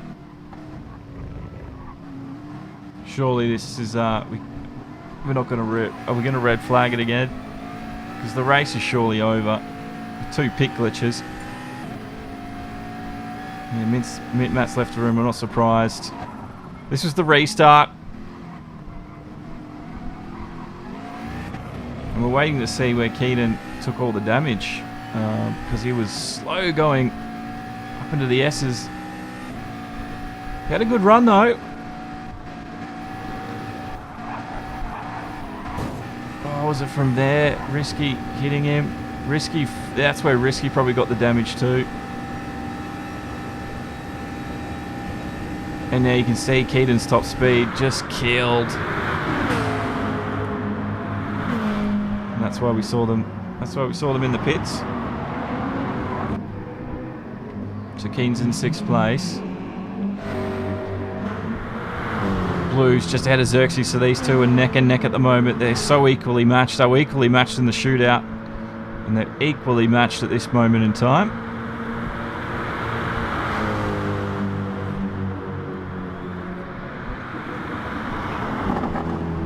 And there it is, Xerxes with the overtake. Zephos, once again, stuck in behind a competitor, and he doesn't like being there. You can just tell by the body language of the car.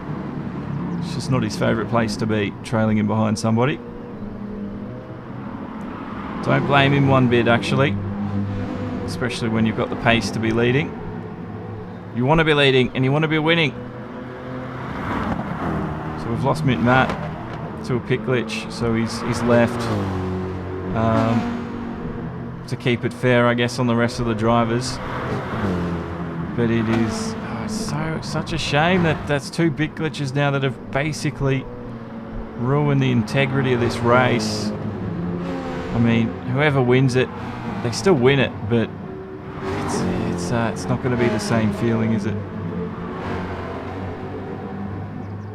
And for you guys at home as well, that have put in the time, put in the effort to come down and you know, watch what we're doing and watch what RaceOnOz are putting on, and sitting here, it's not a good look for myself. It's not a good look for RaceOnOz. But unfortunately, there's not much we can do with the game. This is what we've got. But we're doing our best at the moment to work around it. And I think the competitive spirit is good to see, because these guys are still continuing on. We've got 3 drivers right now who could definitely bring the caliber of this racing to a new level. Jono stands up there in the Beetle, and it's good to see. Razor's not too far off in that Mustang at all, is he? Captain Risky, though's fallen way off after getting damage. This is going to be a very interesting 3-way battle to the end of this one. Chris Raymond Brown does like the stream. Thank you very much, Chris. Thanks for showing your support, brother.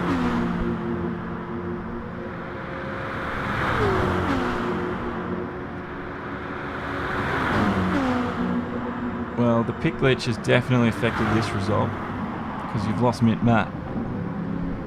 You've also lost... You also had to restart the race, which then caused Risky to get damaged, also caused Keaton to get damage, which meant Xerxes was back into the race because he was a little way off the pace. It's put Jono Stan now leading. I'm not saying anything against the drivers. I'm not saying, but this was not how the race was panning out to look at the moment. I think it's definitely affected the result here tonight.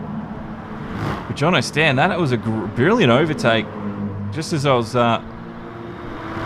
giving the game some gruff and mentioning his name, he puts me to shame and makes a really sweet overtake. And look at the pace he's got on him right now. Matthew McNicol has liked the stream. Thank you. Blue Zephos, though, still in it. Xerxes is up there in 3rd. Oh, Razor, what is that, son? He is pushing hard to catch up to them. He knows that the 3 ahead of him, rather, are probably going to be the 3 that see victory. And if he can keep, on their tailcoats here, he might be able to grab something if one of them runs into an error or a mistake early on. Jono Stan cutting a lot of that bus stop corner because Zephos was right there to give him a bit of a push along.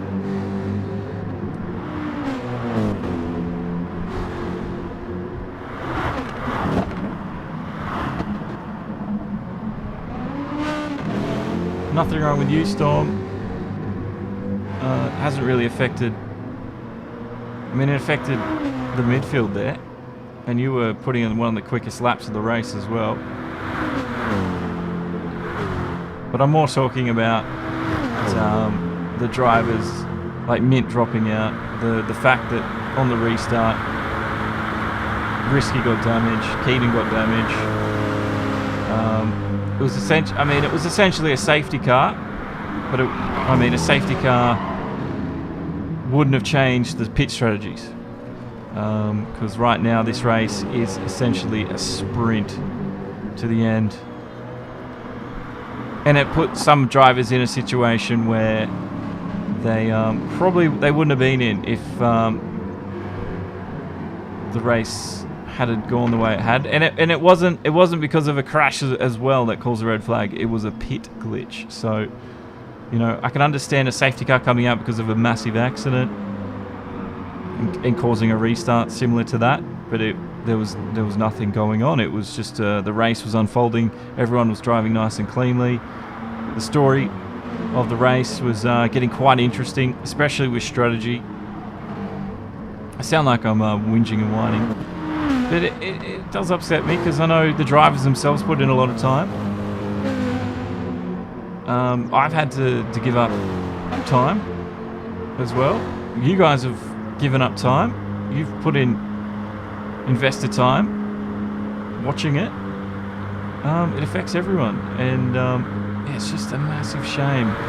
I'm only saying this is because Gran Turismo Sport is taking eSport very, very, very seriously, and they do so much right. They do so much right, especially their broadcasts with the manufacturers and the nations. They do it so very well. But then when you try and emulate that at home, because that's essentially what we're trying to do. We're trying to run a very professional race, eSport race here, along with the broadcasting side. So RaceOnOz have organised this. This is the 13th round as well, so they've put a lot of time and effort to get to here. The drivers have done the same thing, like I said. And yeah, just for a simple glitch to have happened halfway through is a shame. But, you know, I could whinge and whinge and whinge, but they do so much right. And, you know, hopefully, it never seems like they're listening at Polyphony Digital, but hopefully they are somewhere. And, yeah, they can give us the tools we want. It's much better than what Formula One are doing, especially Codemasters with the F1 game. That is so simple, it is not funny. And I would have to say, in my personal opinion, Gran Turismo Sport, they do the esports thing the best out of anyone. I just hope that we guys at home can do the same thing. But anyway, it's been a fantastic race, and right now, well, these two are just clearing Xerxes. Razor's kept pace with them, so...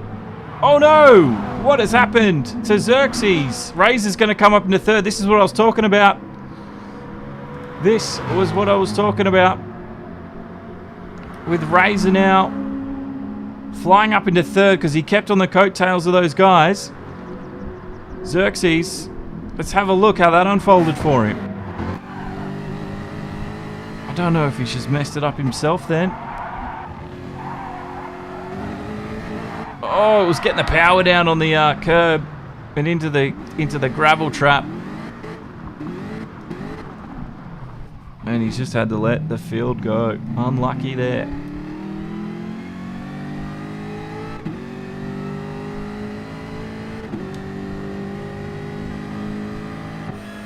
Back up to the front, it's Zephos though, a second ahead of Jono. But Jono though, in that Beetle, he's giving it everything he's got and he's ringing it out hard. And he knows he's on for a podium finish here if he can just keep it clean coming into this final hour. And Razor's definitely won out, but he's going to have some drama coming up towards him in the end, and that's going to be named Kevin Risky. Oh, surely they're not going to get damage out of that, are they?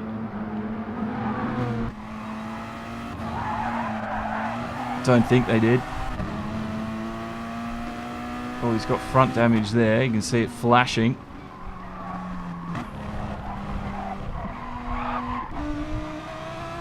Kev definitely got away with that. So Risky's, I don't know if that's going to affect Risky's pace though. That's the question on my mind.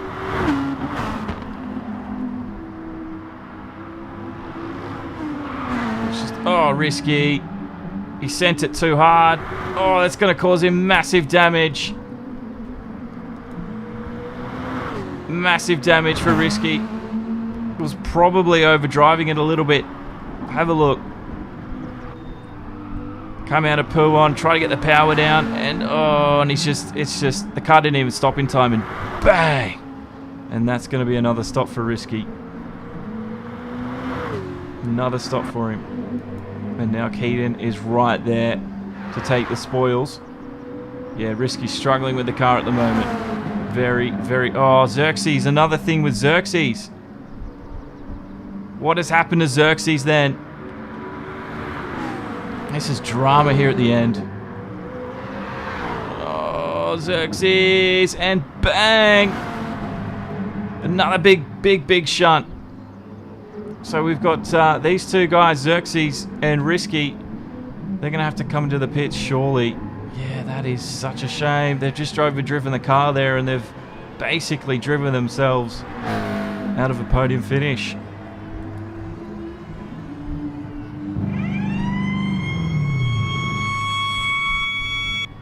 Oh, Giovinazzi from Risky.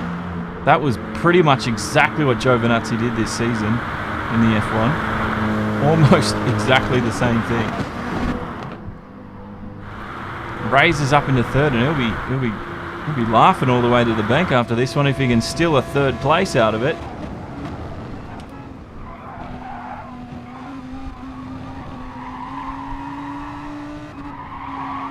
Kev is there in fourth, and you can see he's got 2.5 seconds to go before he catches up to Razor.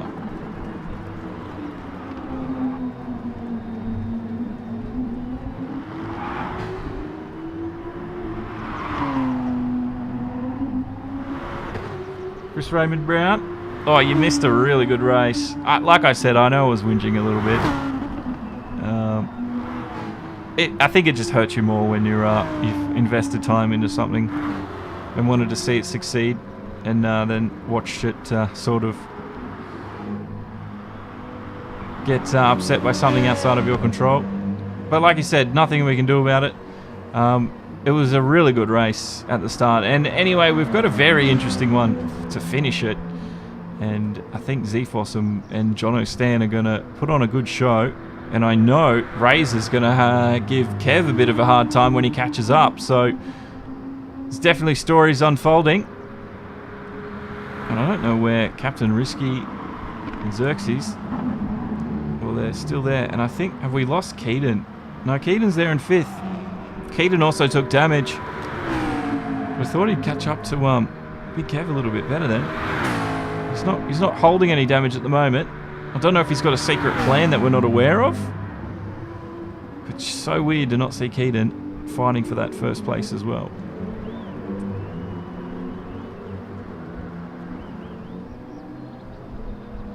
Oh, and in the Alpha too. Yeah, you're right, Storm. I didn't even put that together.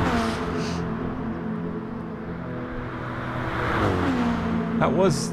So yeah, he's pretty much Giovinazzi, isn't he? Risky is Giovinazzi. That was a perfect... Everything was right, even the car. Whoops. Wrong button.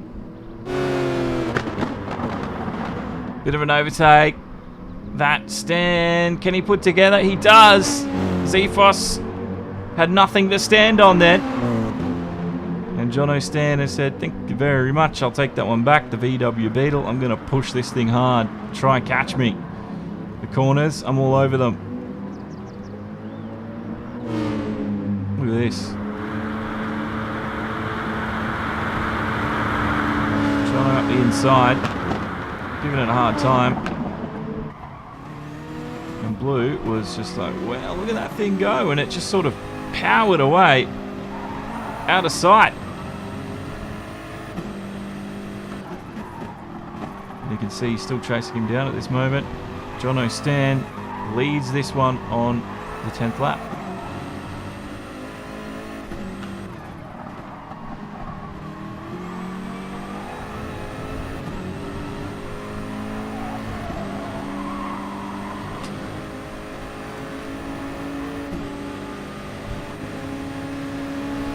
I don't know why you aren't playing as well, Groover.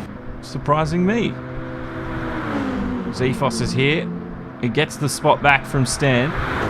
So Stan couldn't hold it for the 10th lap. Zephos has got that straight line speed, but Jono Stan's got that. He's got the cornering ahead of him. So this is a really interesting matchup between these two.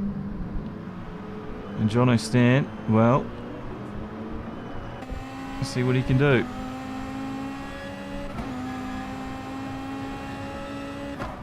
Well, hopefully in the new year we'll be doing a lot more events. I'd like to do an endurance event on the Corsa Competizione. I'd like to broadcast one of those because that game, I was playing that game again for the first time, actually in 4 months, because I haven't played anything in 4 months since till the other day. And I totally forgot how good that game is. Even the AI, I was having so much fun with the AI. And yeah, I was just like, I want to broadcast this game. I want to do a race. Need to find a league. There could be one forming with FNL1. So keep an eye on that. But I really want to do some ACC stuff as well. More iRacing stuff as well coming in the new year. Lots more simulation stuff. Some actual Assetto Corsa mods as well. The new Formula 1 season. Both modded and official game. So we've got heaps of stuff coming. More GT Sport racing. Plenty of stuff. So hopefully I got you guys all covered. And if you do want to see something and don't have it, and we don't have it, let us know and we might be able to sort out a league here or there for something with our league with our partners FNL1. We've got the tools, we might as well use them. But here tonight, the RaceOnOz 3 hours of Spa. It's had a bit of controversy. It's had some excitement as well. It's had a little bit of disappointment. It's had a bit of everything. It is motor racing after all. The highs and lows. Like I said, endurance racing. I said it in the description. The highs and lows of endurance racing. I think we've experienced it all tonight in sort of fast forward. And we're coming now to the final hour. It's going to be a sprint to the end. It should just be a one-stopper for most of them. And we can't split these two at the moment. Kev's gotten around Razor there. So Razor back into 4th place and out of the podium. We'll be hoping to get that one back. Keaton is going to be up on Razor's tail, I think, before you know it. So keep an eye on him. Now, Risky and Xerxes, these two guys are fighting for glory. They've pretty much lost everything they've had after the red flag. But look at this, they're not giving up. This is some great racing, toe-to-toe stuff, and they're just going to go for it to the end. This is good. I like to see it.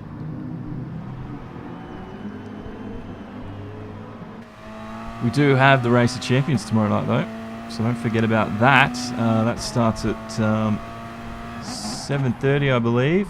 I've got to double-check my times. But there'll be an event on Facebook after this event for tomorrow night's race, the Race of Champions. And it's the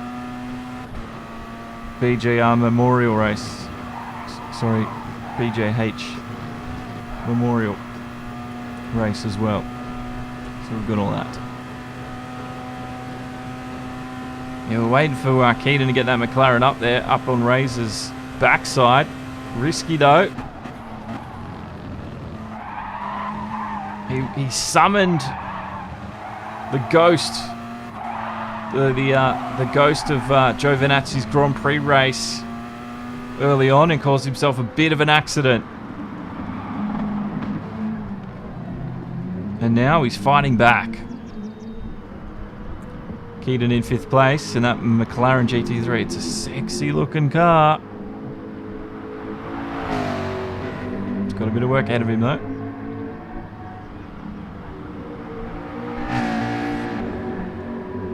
catching Razor, 5.5 the gap. Xerxes managed to pull away on Risky here, so that Jaguar though, it's just got the pace, that F-Type. He was looking so quick in the shootout. Such a shame to see him down in 6th. He was up in the top 3.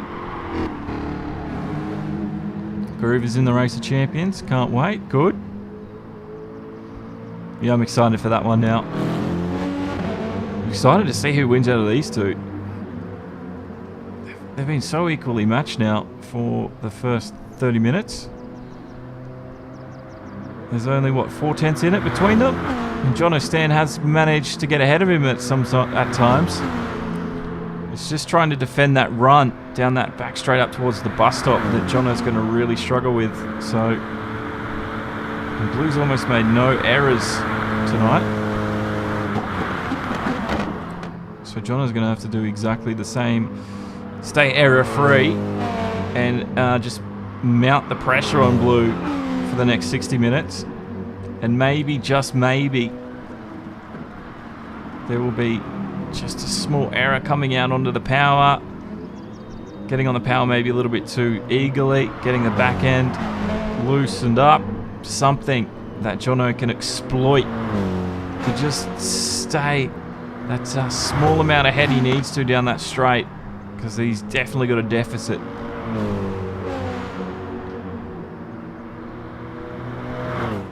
Kev is in 3rd and he's chasing him down.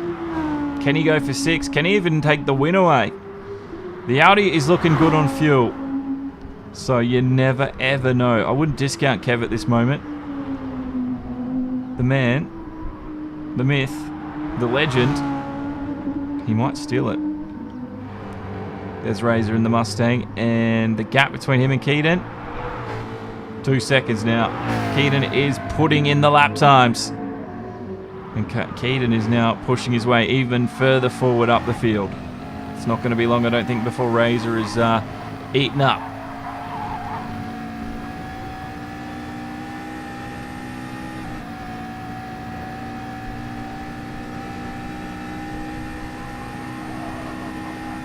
Just waiting now to wait and see how long this takes Keaton to catch up to Razor. He's going to have the slipstream. Oh, he's caught so much time then. I think Razor's time in 4th place is all but up.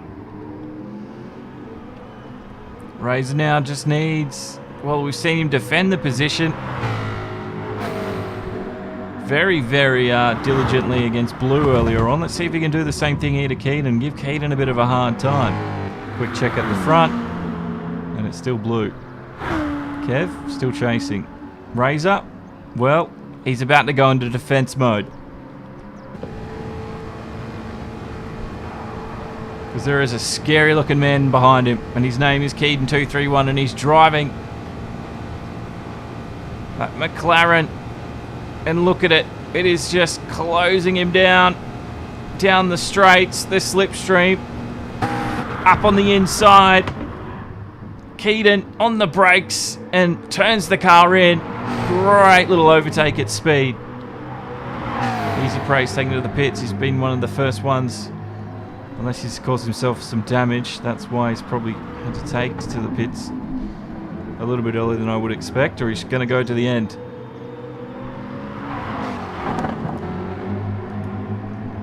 That overtake with Keaton. Razor got caught. And Keaton, well, he made it happen today. This is Keaton's little overtake on Razor. And he had the inside line, so it was an easy job for him. Great little move.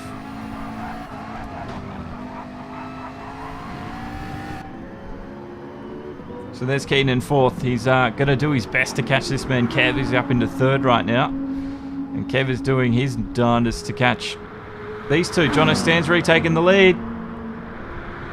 It's Zephos and Stan side by side once again. These guys are just matching their lap times.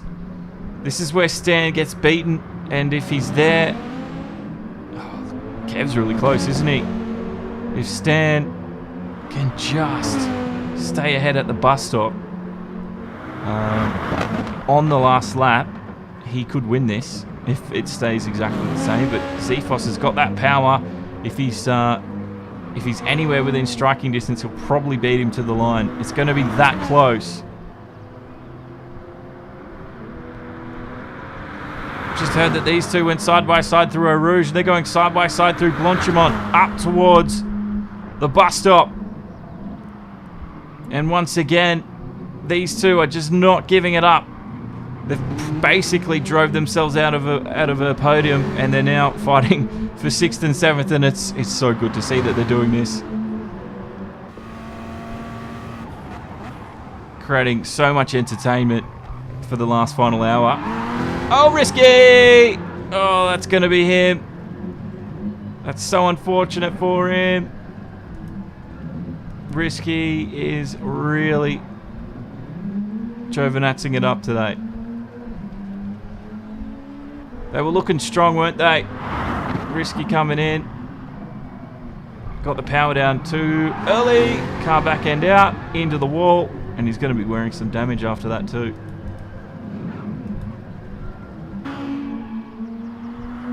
He's in 7th. Oh, he's actually not. So Risky got away with that one. Very lucky. Jono again back ahead of the lead.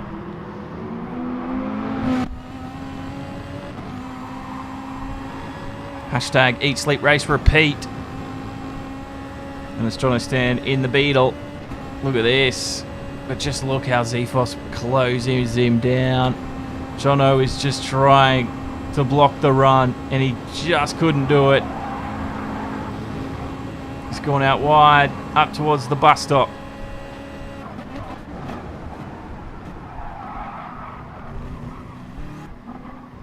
Jono's there. Look at the exit he can get. Zephos is just powers down. Brum, brum, brum. And he's almost gained a second out of that. You can see Big Kev's there as well. So don't discount Big Kev before the end of the 50 minutes. This is where I think Jono can possibly make a move on Zephos here.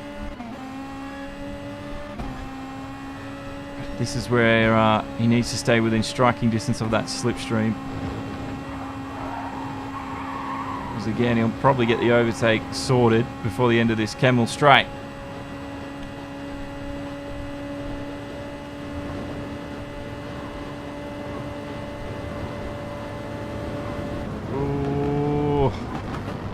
Playing a dangerous game of blocking. There's nothing wrong with it. Zephos, I think everything he did then was legal. It was just making this man's job so much harder.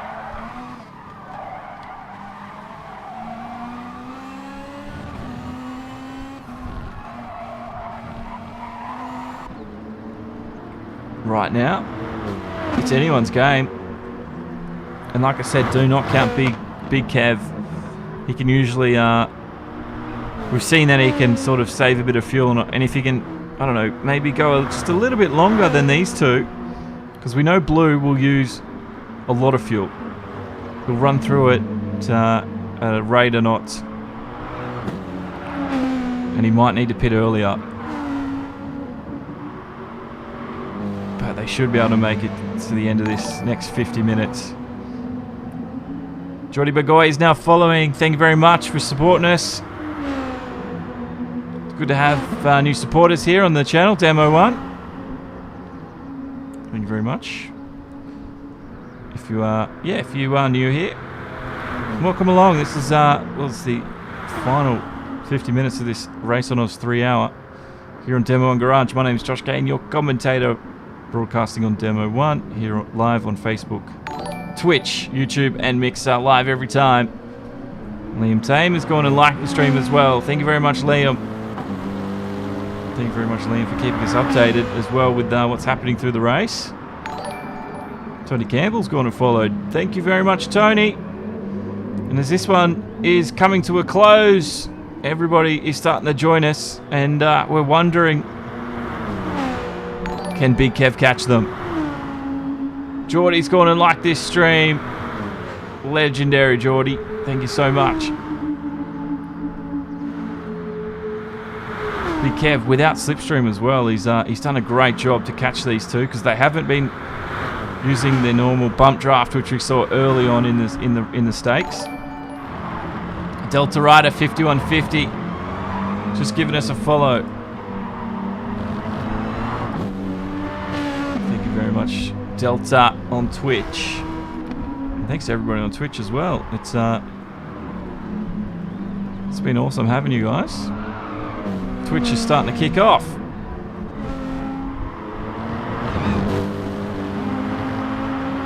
Now I know Twitch, we had to restart the session, I think. Restart the stream because I just closed XSplit. Colin Fee is following as well. Thank you very much, Colin. So I do apologise if on Twitch you got a little bit spammed. Matthew McNichol is following. Everybody following. It's the follow hour. Thank you so much, guys. Now, Big Kev is, well, he's definitely going to be within striking distance soon, isn't he, of these two? He's worked diligently over the last 45 minutes to catch them. And Big Kev is going to be within striking range by the end of it. It's not going to be long at all before he's vying for first and second and putting Jono Stanton, maybe trying to put Blue in their place because the Audi is here to play. Keenan's done the fastest lap so far, 2:15.096.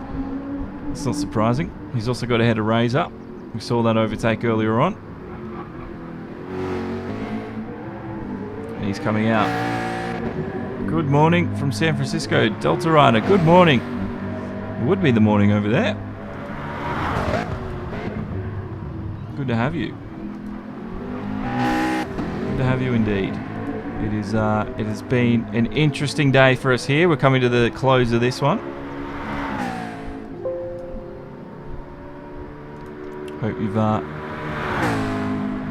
Hope your day's been good.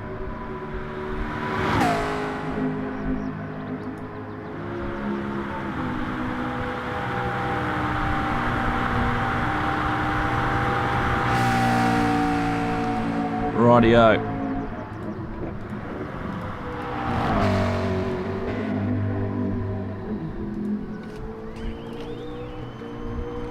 I'm just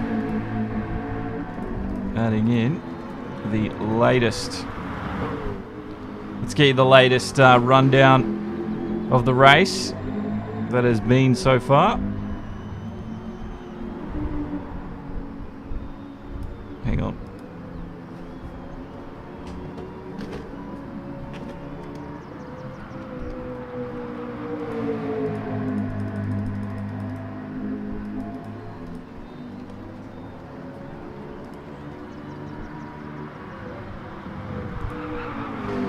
Sorry if the stream is starting to lag there a little bit. That was my fault. I was trying to do too much at once. And I just wrecked it. It's my bad. What I'm going to do, I'm going to get you the update of this race from the start to the finish.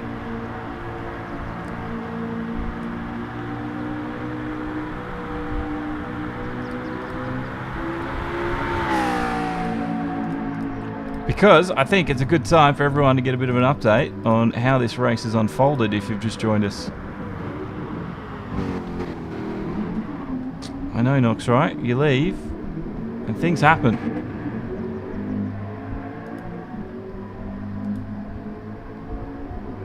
Great little run from Zephos up towards the first turn. This is the updates.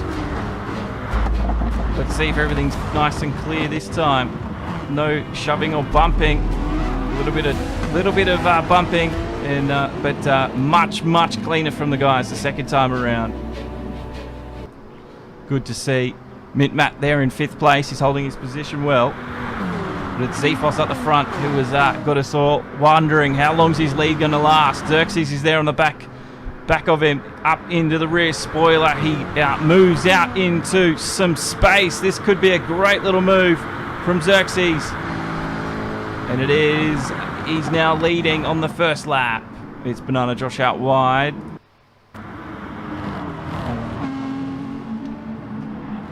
So this was early on in the race. You can see Zephos was leading, Kev was up there in second, and Mint Matt, we still had Mint Matt in this one. And yeah, Mint Matt was unfortunately pit glitch, and he left to continue the stream. But this was at the half an hour mark at the start of the 3 hours. This is how things stood, and it was turning into be quite an interesting battle. John O'Stan was there in 6th place. Sorry, in 8th place. Storm Pacer you were still here, and you were actually putting in the fastest laps of the time as well, which is very interesting. The pits had happened, and Zephos, he came out behind Razor in 5th, and Razor gave him a very hard time for a numerous amount of laps, and we thought Zephos was going to fall victim to being slowed down, but it turned out it wasn't to be. And then Mint Matt, just before we had the red flag, he managed to get a bit of an overtake, and he worked his way up from 5th all the way up to 2nd. Risky was still sitting in 6th, and Keaton was looking mighty fine in 5th place himself. That was a close one for him. Check this out. Here's the instant replay. This is the best. Mint Matt almost lost it. The red flag restart with Big Kev up in the front. Blue Zephos immediately taking the lead away, but that big, long, slipstreaming straight will allow some of these drivers to get back straight up into it immediately. And there's Captain Risky up amongst it. Keaton getting around. Blue Zephos is just, he's sprinting this one to the end. Captain Risky, Keaton and Mint Matt had to come in because they took damage on the first lap. And this is where Mint Matt had his pit glitch happen to him. So he had to leave in order to keep it fair. And then we saw Keaton take his fuel load. Then we saw a little bit more action as well. This was off the restart. Keaton, this is how he got the damage. You can see he kept it pretty clean, but Captain Risky actually hit him up coming up into Eau Rouge, and it was a clean start all the way from here, but yeah, coming up to Eau Rouge, and he just got swamped by the cars around him. At this point, Razor was up into the podium positions, and he was pretty happy with it. Xerxes had fallen down to 6th, and this is why. Xerxes was up into 3rd,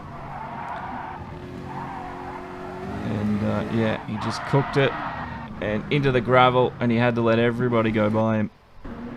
Captain Risky did a similar thing. He did the Giovinazzi in the Alfa Romeo as well. Have a look at this one.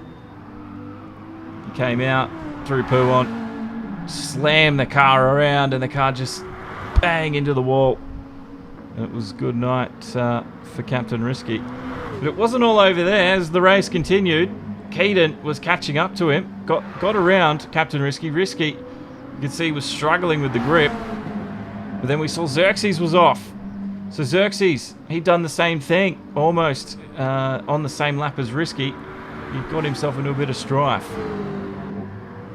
You see Xerxes just, yeah, just, I don't know what it was then, but the car he just lost control.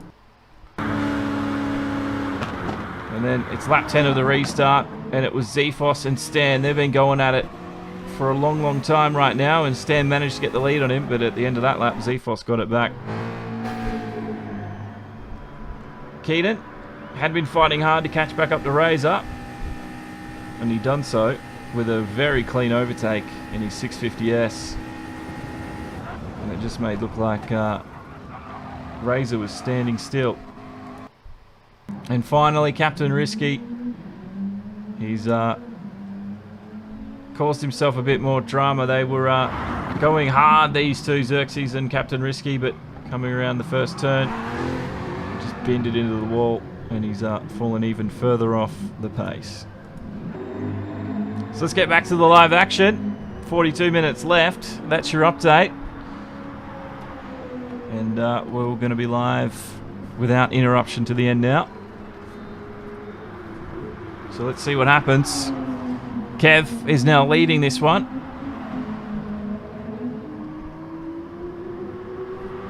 Jono Stan, he's up into second. Keaton is in third. Zefos is in fourth. So I'm imagining some pit stops occurred while we were away. And let's see how this one plays out in the final 40 minutes. It's going to be very interesting. I should have kept... I usually have the race playing on my other monitor so I can see what's happening while I'm doing other things. I forgot to do that this time. My bad. I haven't done an endurance race in a while, so you live and learn, don't you? You live and you learn. Keaton up into third, and he's looking strong at the moment. And like I said, never can outbeat Kev. Jono Stan into the pits.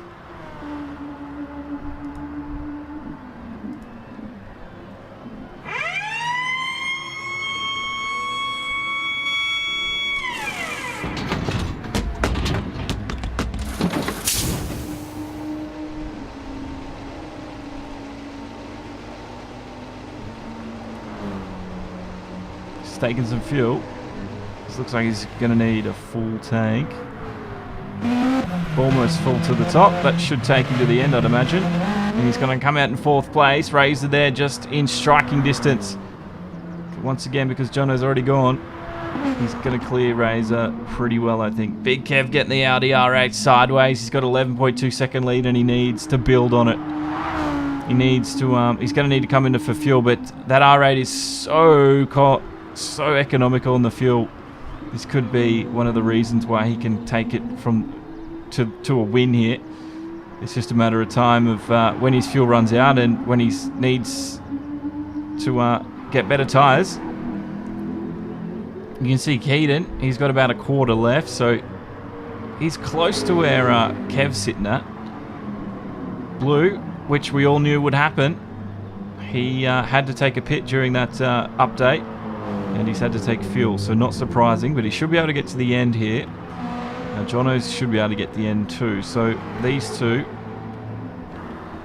should be happy. Race has also got a little bit of fuel left, so it's very interesting to see how that changes. Xerxes all by himself in 6th, and there is 7th place Prey. It looks like we've lost Captain Risky.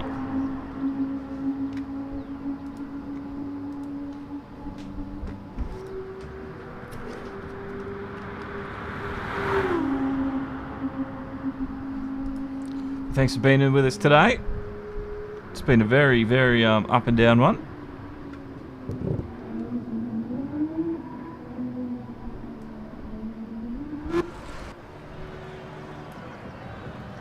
Let's see what happens here. Big Kev's coming in, so he's coming in a little bit earlier than I would have expected. That's what he wants to do. That's what he's going to do.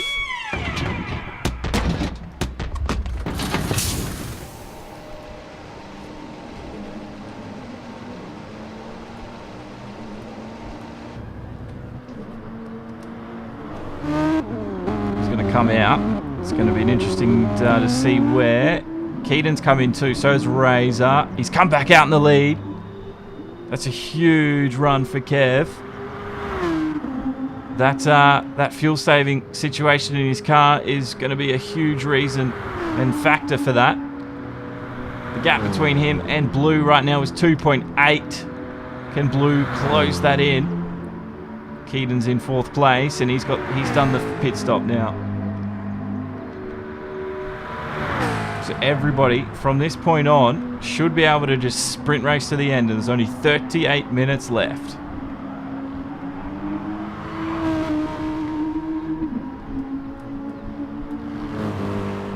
So facts with Daniel, Viper Z and Razor are actually international models. Who would have thought? And Viper Z's hopped back in for the final stint there. To get the top 3 for the Mustang. They're down in 6th place. But they're going to fight for it clearly. They can see Xerxes ahead. So I don't think Xerxes pitted. Razor did though. And now with 37 minutes left on the clock, the question is, does Blue, can he make up the time with the remaining laps? Does he have enough fuel to just go flat out from here on in? And Jono Stan, he might be able to catch them up too. The gaps are sitting about two seconds between Blue and Kev, 4 between Jono Stan and Keaton, and Xerxes 16 seconds. 3 seconds between him and Jono. So, yeah, they're all pretty equally separated at the moment, but they're all going to start coming together right now. Big Kev's got the biggest task ahead of him in the R8, because that BMW just seems quick. Blue seems to be able to just smash up the laps, and consistently too.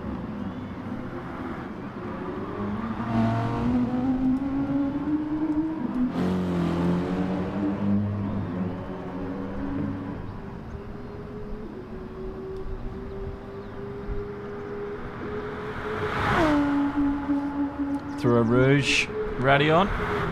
Xephos gives chase. The interval there, 3.1, 3.2. Don't know if Blue's going to be able to catch him here. Big Kev's looking strong with the attack. Keep an eye on this one as well. 4.4 between Jono Stan and Blue. It's all coming to a close. Can't believe it's almost been 3 hours. We did have that red flag, but you could see with the race update we just did before, there's been so much happening, so much story unfolding, and right now it's all culminating into this, a final push to the end. Easy Praise had to take to the pits, but he's going to get a top 10 finish out of it, because everybody else has fallen the way you do in endurance racing. And to think we had almost a full lobby and we've only got half of them left at the moment, but still so close and so unknown right now between the top guys, and whether or not they can close the inroads and the gaps that they've created for themselves. Kev seems to be pulling away at this moment, and Blue seems to be struggling a little bit without Slipstream to help him along. Jono Stan, the gaps are so equal at the moment. Everybody's separated by about 3 to 4 seconds. Jono looks likely to catch Blue. I don't know if there's enough laps left, but Keaton will. I think Keaton and Jono will be our next two to come together, because Keaton is quick. We know he's quick, and he's probably got something up his sleeve now for the run to the end. You can see Keaton just coming out of the exit through the bus stop now, as Jono starts lap 25.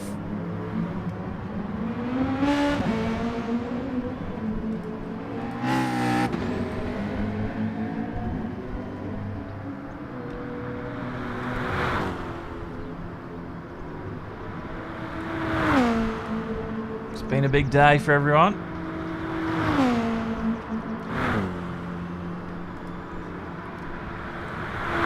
Appreciate those of you who've stuck around who want to see the end of this one.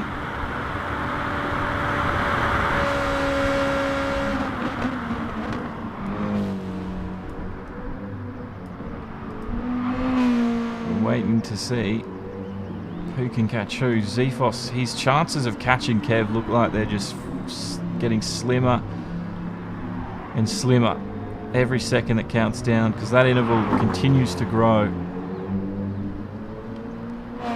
I have high hopes for Keaton though to catch Jono. He's now brought that into the 2.8 second marker now, and things are starting to get quite interesting.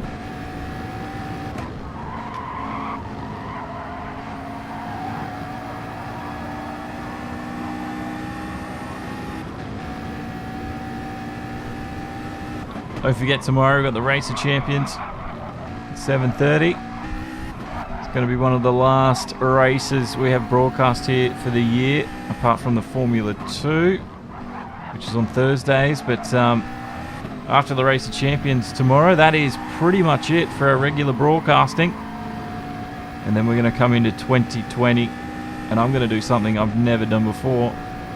I'm going to put out a schedule, and I'm going to release the website fully There is a website currently. You can get to it if you go demoandgarage.com/home. I just haven't been able to keep it updated as regularly as I'd like to. But yeah, the website will be releasing that in the new year, along with the schedule for the races week to week, month to month, so you can sort of plan your watching schedule, keep things consistent. And I'm going to try and get him back behind the wheel every now and then and have a race with you guys as well. So I'm looking forward to the new year. Yeah, Blue 4.7. It's sort of leveled off now. 3.9. So Jono looks like he's struggling to catch up. But once Keaton gets on the scene, I think Jono and Keaton might be able to make a little bit of a move into to Blue's territory with some bump drafting and everything that'll unfold there. Raises up with Xerxes here. So Xerxes, he was looking good for a top 3 finish, but some overdriving here and there has caused him to sit further down the field than I think he would have liked. Here we go. Razor going for an overtake. Just doesn't have that extra bit of top end, does he? But he carried the speed in through the corner. But Xerxes once again comes out ahead. And it's the Mustang giving chase. The Castrol Mustang. Oh, I tried to sort of chuck Xerxes off the scent then, chucking the car up. Sort of wanted to see if he would react. He didn't do anything. He didn't even move at all. Coming through No Name up towards Puon. And Razor is right on the tail of that Jaguar. Right on the tail. He's got the pace. He's got the racing line. And these two right now are our closest two competitors on the track. And they're absolutely equal. Corner for corner at the moment. Razor just gets ahead. It's a good little battle. And Razor now just needs to keep it calm. This is where I think Xerxes is going to get a back air. Razor out wide. As they run up towards Blanchimont, he's put the car into the middle of the road. Doesn't want to let Xerxes around here. Blanchimont, Xerxes sneaks it up the inside. And back ahead before the bus stop chicane. So 5th and 6th. Always fighting hard. Always fighting hard. So 4.3, 4.4, nothing really changed there. Jono Stan and Keaton, huge changes. Look at this. That was 2 seconds the lap ago. It is now 1.8. Keaton is on the move.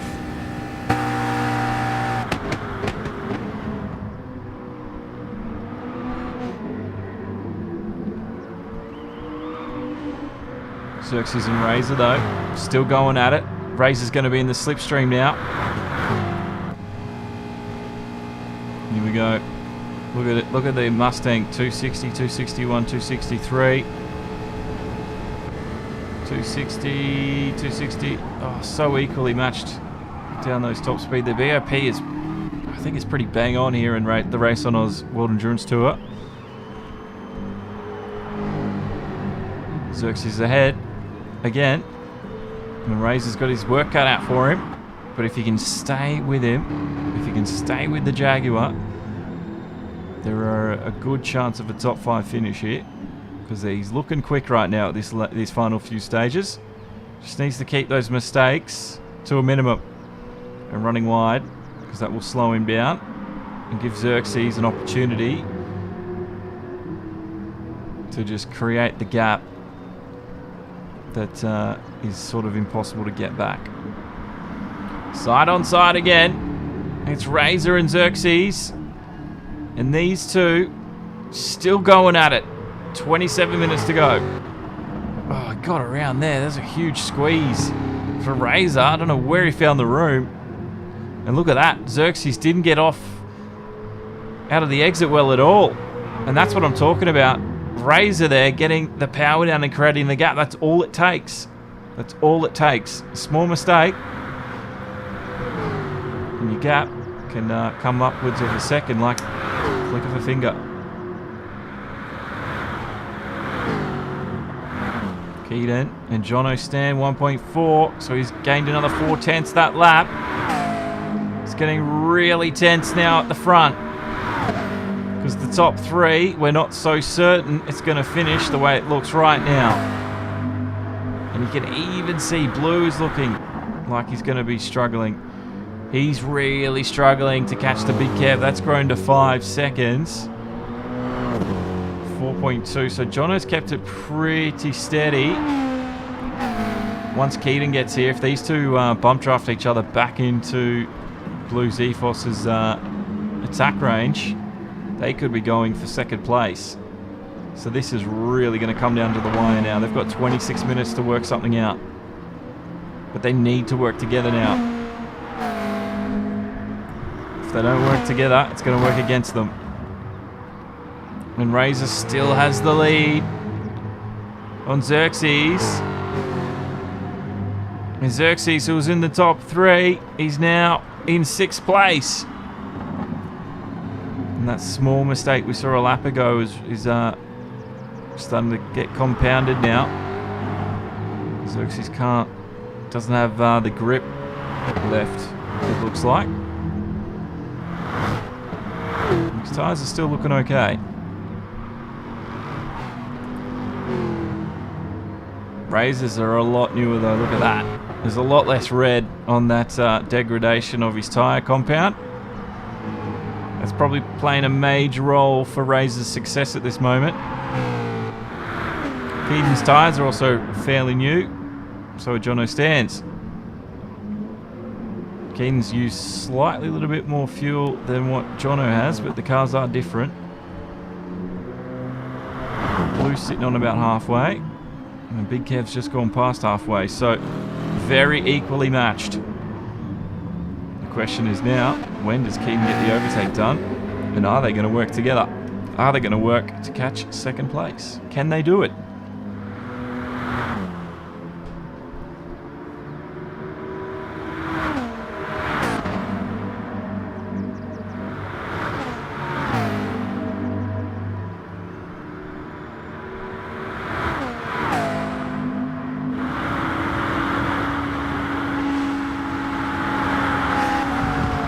Keaton is now in the attack zone.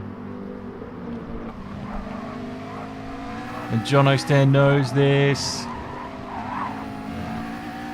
They need to work together. Are they? Oh, you can see Blue's not that far down the road, is he? Oh, he's just without a reach. So close yet so far for these two. And Keaton was there on Jono's tailpipes. I don't think it's going to be this lap he gets the overtake.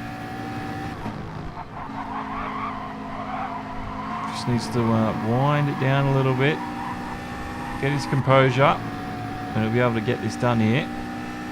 Into campus. Everything's looking smooth on this onboard.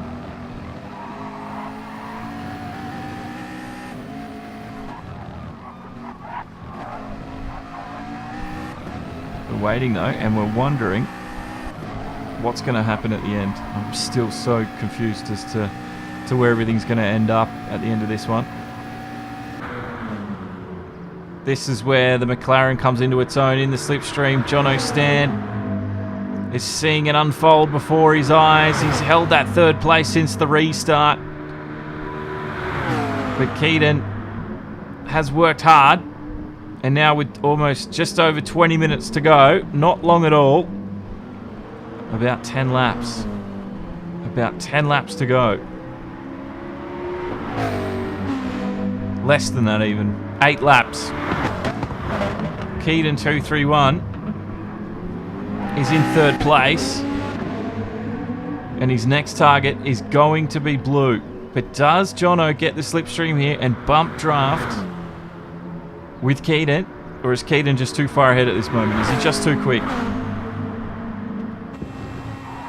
Because if he can catch up, they can bump draft, but there's no lot of time left. Like I said, 8-9 laps maximum. Oh, Keaton's got the pace. Look at that. That Jono just doesn't have it at this moment. But they need to work together here. They can't work against each other. I don't know if they're going to be on the same wavelength. I don't know how they're going to communicate that to each other, but they might do it. They might. Because Keaton is only at 4 seconds away from blue. And they've got some work. They can work together.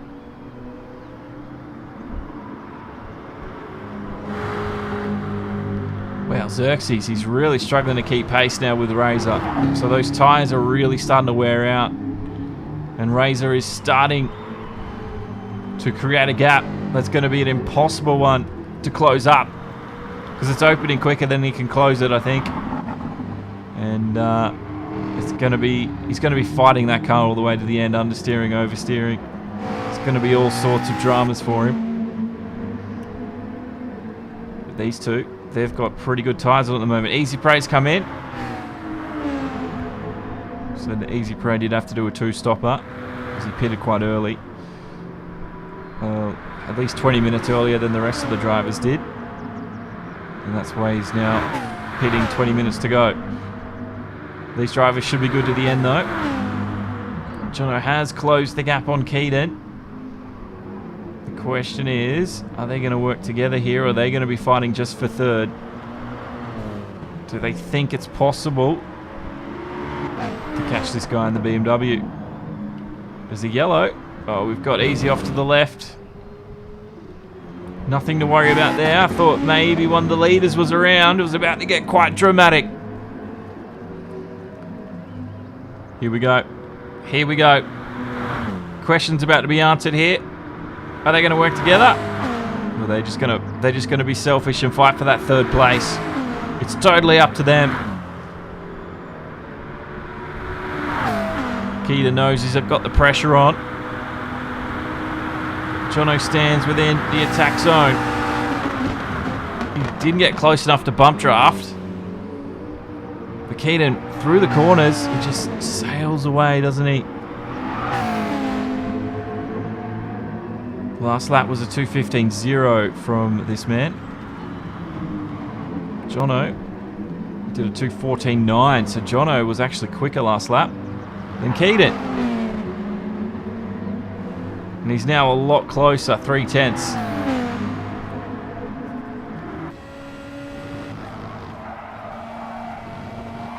Through pool on they go. Keaton with some advantage.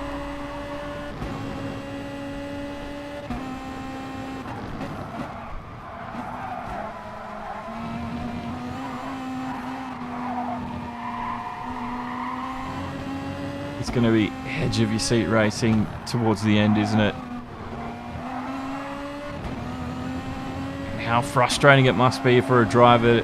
As you can see with this onboard, we can see blue.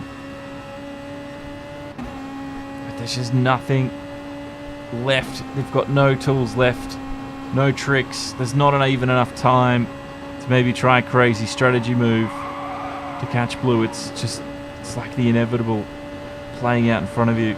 Unless he makes a serious error. If everything stays the way it's been going right now and projects the way the data would suggest, it's just going to be an unreachable target. What we do want to know is, I don't know if Jono Steen can get in striking range to bump draft Keaton here. And now that we've only got 18 minutes left and even less laps to go, is it even worth it? Should they just fight for third? Should he just slow Keaton down as much as possible if he can get in front of him, block his runs, cut the slipstream? Keaton's definitely not. They are bump drafting. So they're going to give it a go. I think they're going to give it a go.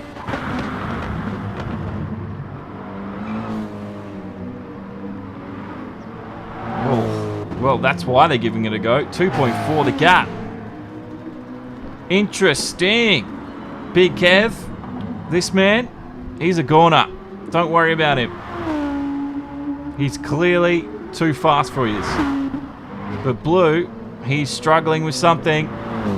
because Keaton and Jono are within 2 seconds. And look at that interval. It is dropping dramatically now. That is why they're working together. Because both of them could be on the podium.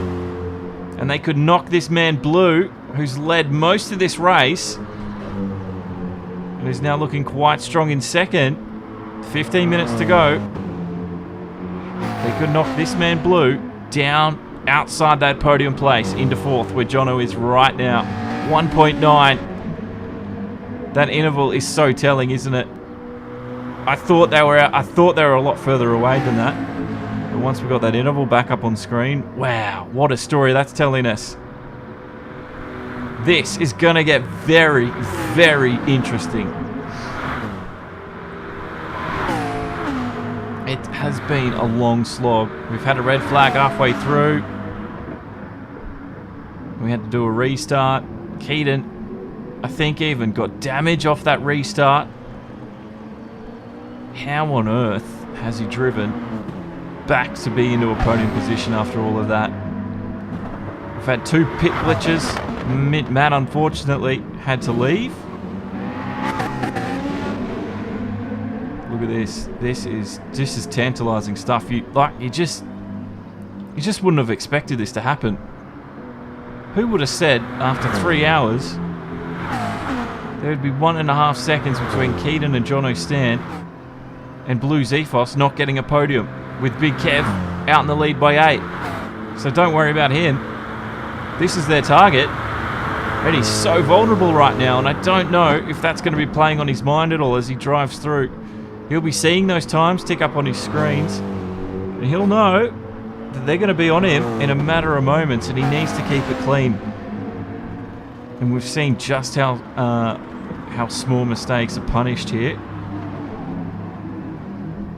And these two, they know they need to work together, and they're doing that. Motorsport. Incredible stuff here. I was a little bit disappointed the way the red flag unfolded, but as a consolation prize, the way this is finishing, I'm very, very glad I've stuck around to see how this one finishes.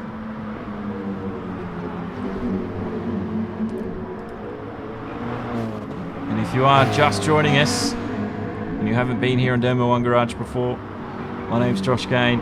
I'm broadcasting this RaceOnOz event, the World Endurance Tour, the 3 Hours of Spa, live on Twitch, Facebook, YouTube and Mixer every time, so you can catch us on your favourite platform.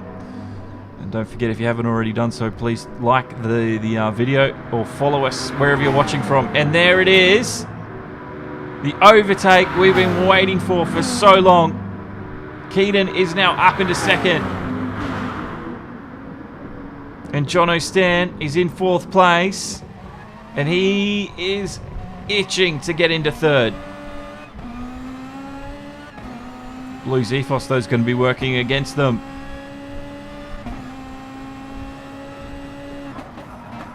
Blue Zephos will not want these two on the scene. He's going to want to try and slow them down as much as possible. If not, he's going to try to slow down Jono Stan. We'll give Keaton a bit of grief.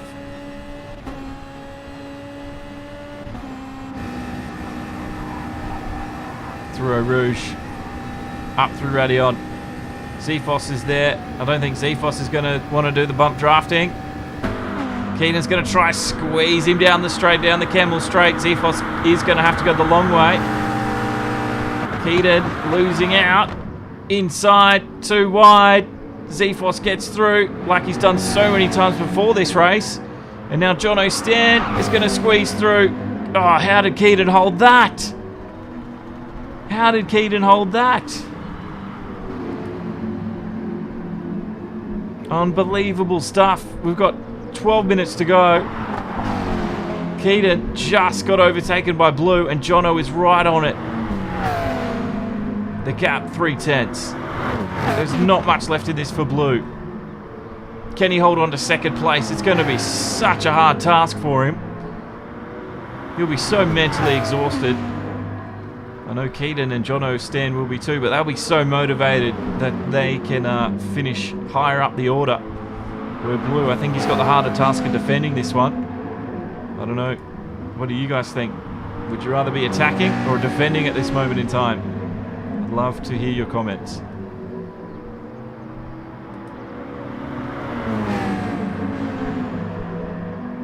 It's a three-way battle now for the final two podium places. Keaton sees the gap. He goes for it. Blanchimont coming up. He's got the inside line. Blue's not going to be on the best of lines. Sweeps on by. That was easy mode for Keaton. Zefos, though, at the bus stop. He's so dominant at the bus stop today. It's usually where he gets the positions back, and if he's there on the last lap like that, it's going to be a very difficult task for these two to get on the power and beat him to that line. Oh, it's coming together very nicely for an exciting finish as well, Chris. I know I was whinging earlier on, but when things like this happen, I'm so excited. So excited that we were here to watch it happen. And that's why I appreciate all the guys, all the support you guys show us and show me. And turn up when you turn up. Because without you guys turning up, this wouldn't happen. And you wouldn't be watching these exciting races and these exciting finishes. Look at this, 3 wide. Unbelievable between them. Stan splits them down the middle. Oh, Stan. He's had to cut the corner. I don't know if he's going to readdress that at all. But that was playing out to be a magical moment. Check this out. Look at this. He just had the slipstream from them. And he couldn't get it stopped. And he couldn't turn in. Blue was there, so he's cut the corner. Not surprising at all.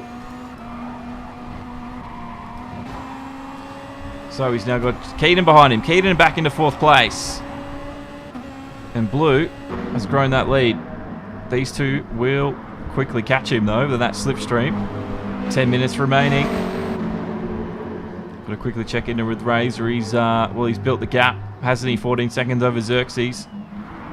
And Easy is going to get that top 10 finish he wanted. He just needs to get through the endurance racing, and he's done that. This is the leader, Big Kev. 13 seconds the lead. He's clearly going to win it. Touch wood. Commentator's curse doesn't exist, but we'll see what happens. Blue Zefos, though. Well, his task is a hard one. So far, he's managed to deal with everything that these two behind him have thrown at him. And every time we come around here at the bus stop, he's still in just ahead of them. Oh, Blue! The first mistake I've seen you do all night.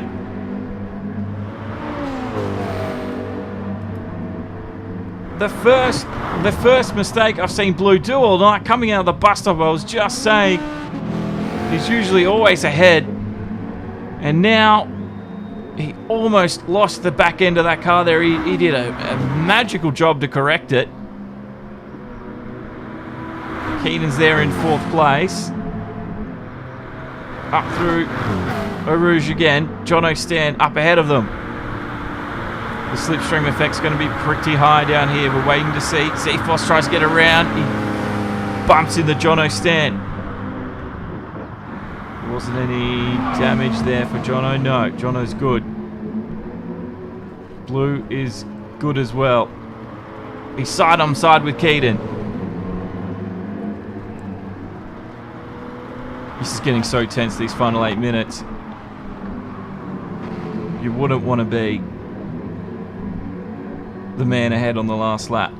Jono Stan's starting to pull away. That's going to give him a bit of breathing room. It won't last for long because of the long straights and the nature of this track here at Spa. Keaton, though, seems to be stuck behind this BMW. This is the situation. This is where it all unfolded for Blue. Coming up into the bus stop. He was looking good. On the exit, he hit the curb way too wide, put the power down. And he's just collected it up. And that's where Jono got through. Keaton wasn't able to get past him, though. And Keaton is still in behind. This is going to be a great highlights to the finish. 7.5 minutes left. We're on lap 36 after the red flag restart. It's been 3 hours to get to this moment. Big Kev, well, he's leading. Don't worry about Big Kev. Jono, Stan and Keaton, they had quite a mountain for them to climb. Keaton had the biggest, and he's now well within striking range, and he's in for a shot at that podium. Blues Ethos thought maybe second was comfortable. Right now he's going to have to fight for third. Jono's not going to make it any easy at all, but as we come up to Eau Rouge, this Camel Straight is going to be testing everybody's limits.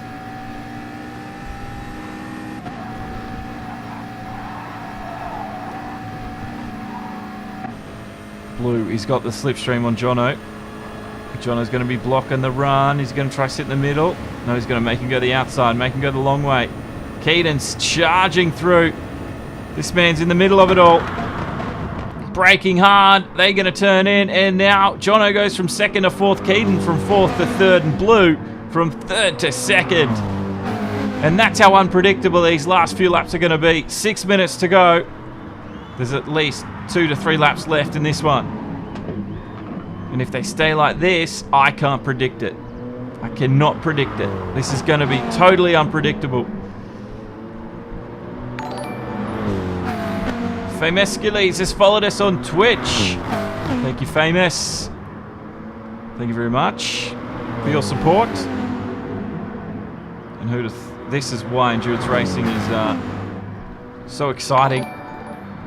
Mesud Muminovic is now following. Thank you, Masood.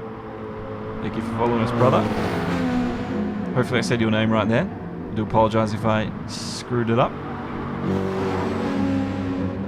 Blue and Keaton, though. Can't take your eyes off it, can ya? Oh, Keaton and Jono, they look like they ran a little bit wide. Blue in the BMW. Just gets the power down the M6. It just loves these straights. But there's something that it creates, and it creates a slipstream for these two, and just look how quickly they can catch back up into the braking zone. Keaton and Jono are going to be right there back for the Camel Straight this time. Coming up to La Source now. Look, he gets on the power quickly. The line is comes at you really quickly as well, so if Blue is battling side by side on the last lap, I think he might win that one. But if he's in behind, well, he's still got a bit of a chance. But the fact that that line comes at you so quickly is going to be working against him. But right now, he's got the lead on them. And Keaton is going to be the first one there on the scene to attack. He doesn't want to bump draft him at all, because he doesn't want to give him the advantage. There he goes. He's got the inside. Blue likes this outside for this turn. Keaton is squeezing and squeezing as much as he's legally allowed to squeeze. That's because he has the inside for the exit on the S's. As we come down the hill now. Oh, wow. I don't know. Jono's squeezed in then. And Blue still holding it off.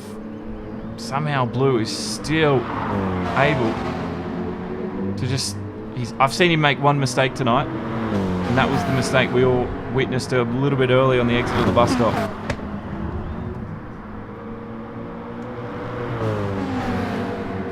You'll be racing in the Race of Champions tomorrow. Awesome. I'm glad we've got some of the drivers from the Race of Champions here to see the end of this one. This is tense. This is insanely tense. And even at this late stage, if you had to pick who was going to come second, third, and fourth, you'd be mad. Oh no, Jono, no! Is that as he stayed in it? Surely, Glenn Mason, thank you very much for following. But Jono, just as I was saying that, he runs into a huge error out of Blanchimont. Keaton chucks up the inside of bus stop. Blue, though, just keeps it that cool, calm, collective demeanor about him. Straight on through. Doesn't bother me. Keaton, come at me. I'll do it all day. And Jono's straight back in it. Jono, that was, well, heart attack. Look at this.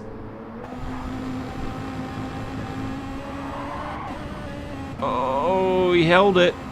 It looked a little bit crazier than the onboard probably was, but he didn't want to let off the gas at all, did he? Oh, okay. Overtakes have happened down the Camel. Jono is now up into third, where Blue's back into fourth. Keaton getting away up into second place. Onto the brake hard they go. Keaton leading this one again. Jono tries to squeeze around the outside, but the McLaren, he's too privy to the move. Keaton might get moved on in here. He's going to have the inside. Jono is going to tuck it close up on the inside. Keaton's been forced to go the long way around, and he loses the spot. Jono steals it back after almost getting himself into drama. He's now up into second. There's a 1 minute and 14 seconds to go. It's Blue down into fourth. He's held on to second place for so long. He might get it back down this back straight though. And that pass is for the championship as well. Hatfield has just warned us. Keaton wanted it way too much. Look at the fuel situation. Jono, he's running out of fuel. Keaton running out of fuel. Well, they're obviously all going to be running out of fuel, running to the end of it. There's damage on the back of Blue's car. See that flashing red on the back of his bodywork there? Is that going to hurt his top speed? It looks like it is. Jono and Keaton though, side by side through Blanchimont, and Keaton squeezes by, and Jono Stan relegated to third place for now.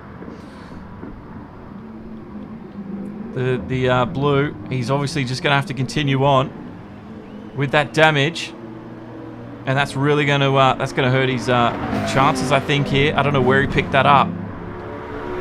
Keaton's up into second. There is no time left.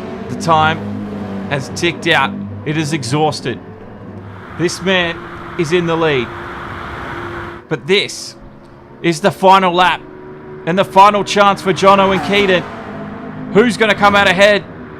Blue, he's lost well out of this one because of the damages he's picked up earlier on. You can see he's falling way off the pace, and it's a sad, sad sight to see. But these two are side by side, 2 by 2.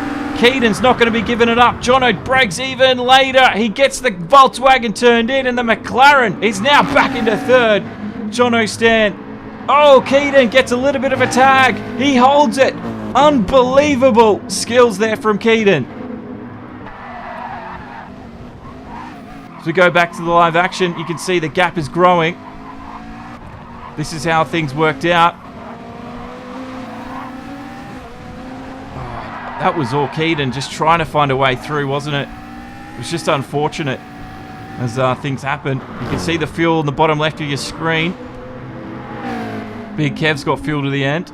So does Jono Stan. And he's got second place.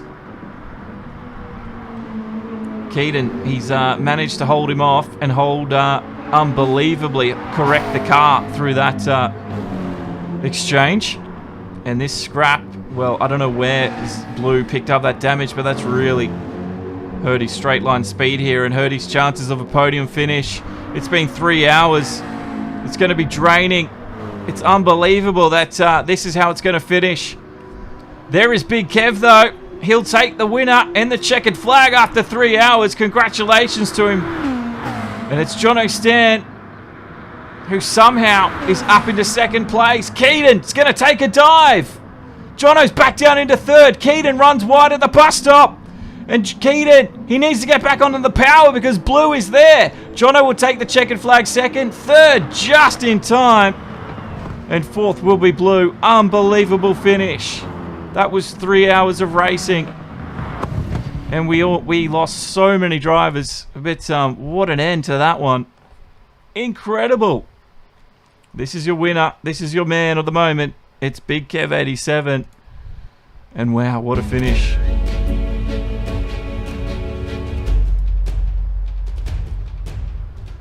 Well, I hope you've enjoyed that one. I enjoyed it. we do have the Race of Champions tomorrow at 7:30. So join us for that when you see the stream go live. So don't forget to subscribe and turn notifications on if you haven't, so you don't miss tomorrow's race. It's going to be just as exciting. Well, thanks to RaceOnOz for having me today. It didn't go so smoothly with the pit glitches and all that, but who cares? That finish was worth it. So worth it. Well, I'm exhausted though. It's been a long afternoon. Thank you, Glenn Mason, for liking the stream. And thank you to everybody that has joined in today, who has watched, who has said something in the chat. You guys have been awesome. And again, the support you've shown. You stuck around even though the race didn't look like it was turning out to be what we wanted it to be. It ended up being even better. And for just supporting me, liking and doing all that sort of stuff as well. It's been awesome. But I need to get my rest because I've got a big day ahead before tomorrow's Race of Champions. So see you for that one, guys. And have a good weekend. Have a good Saturday night. I will talk to everybody tomorrow afternoon. Good night.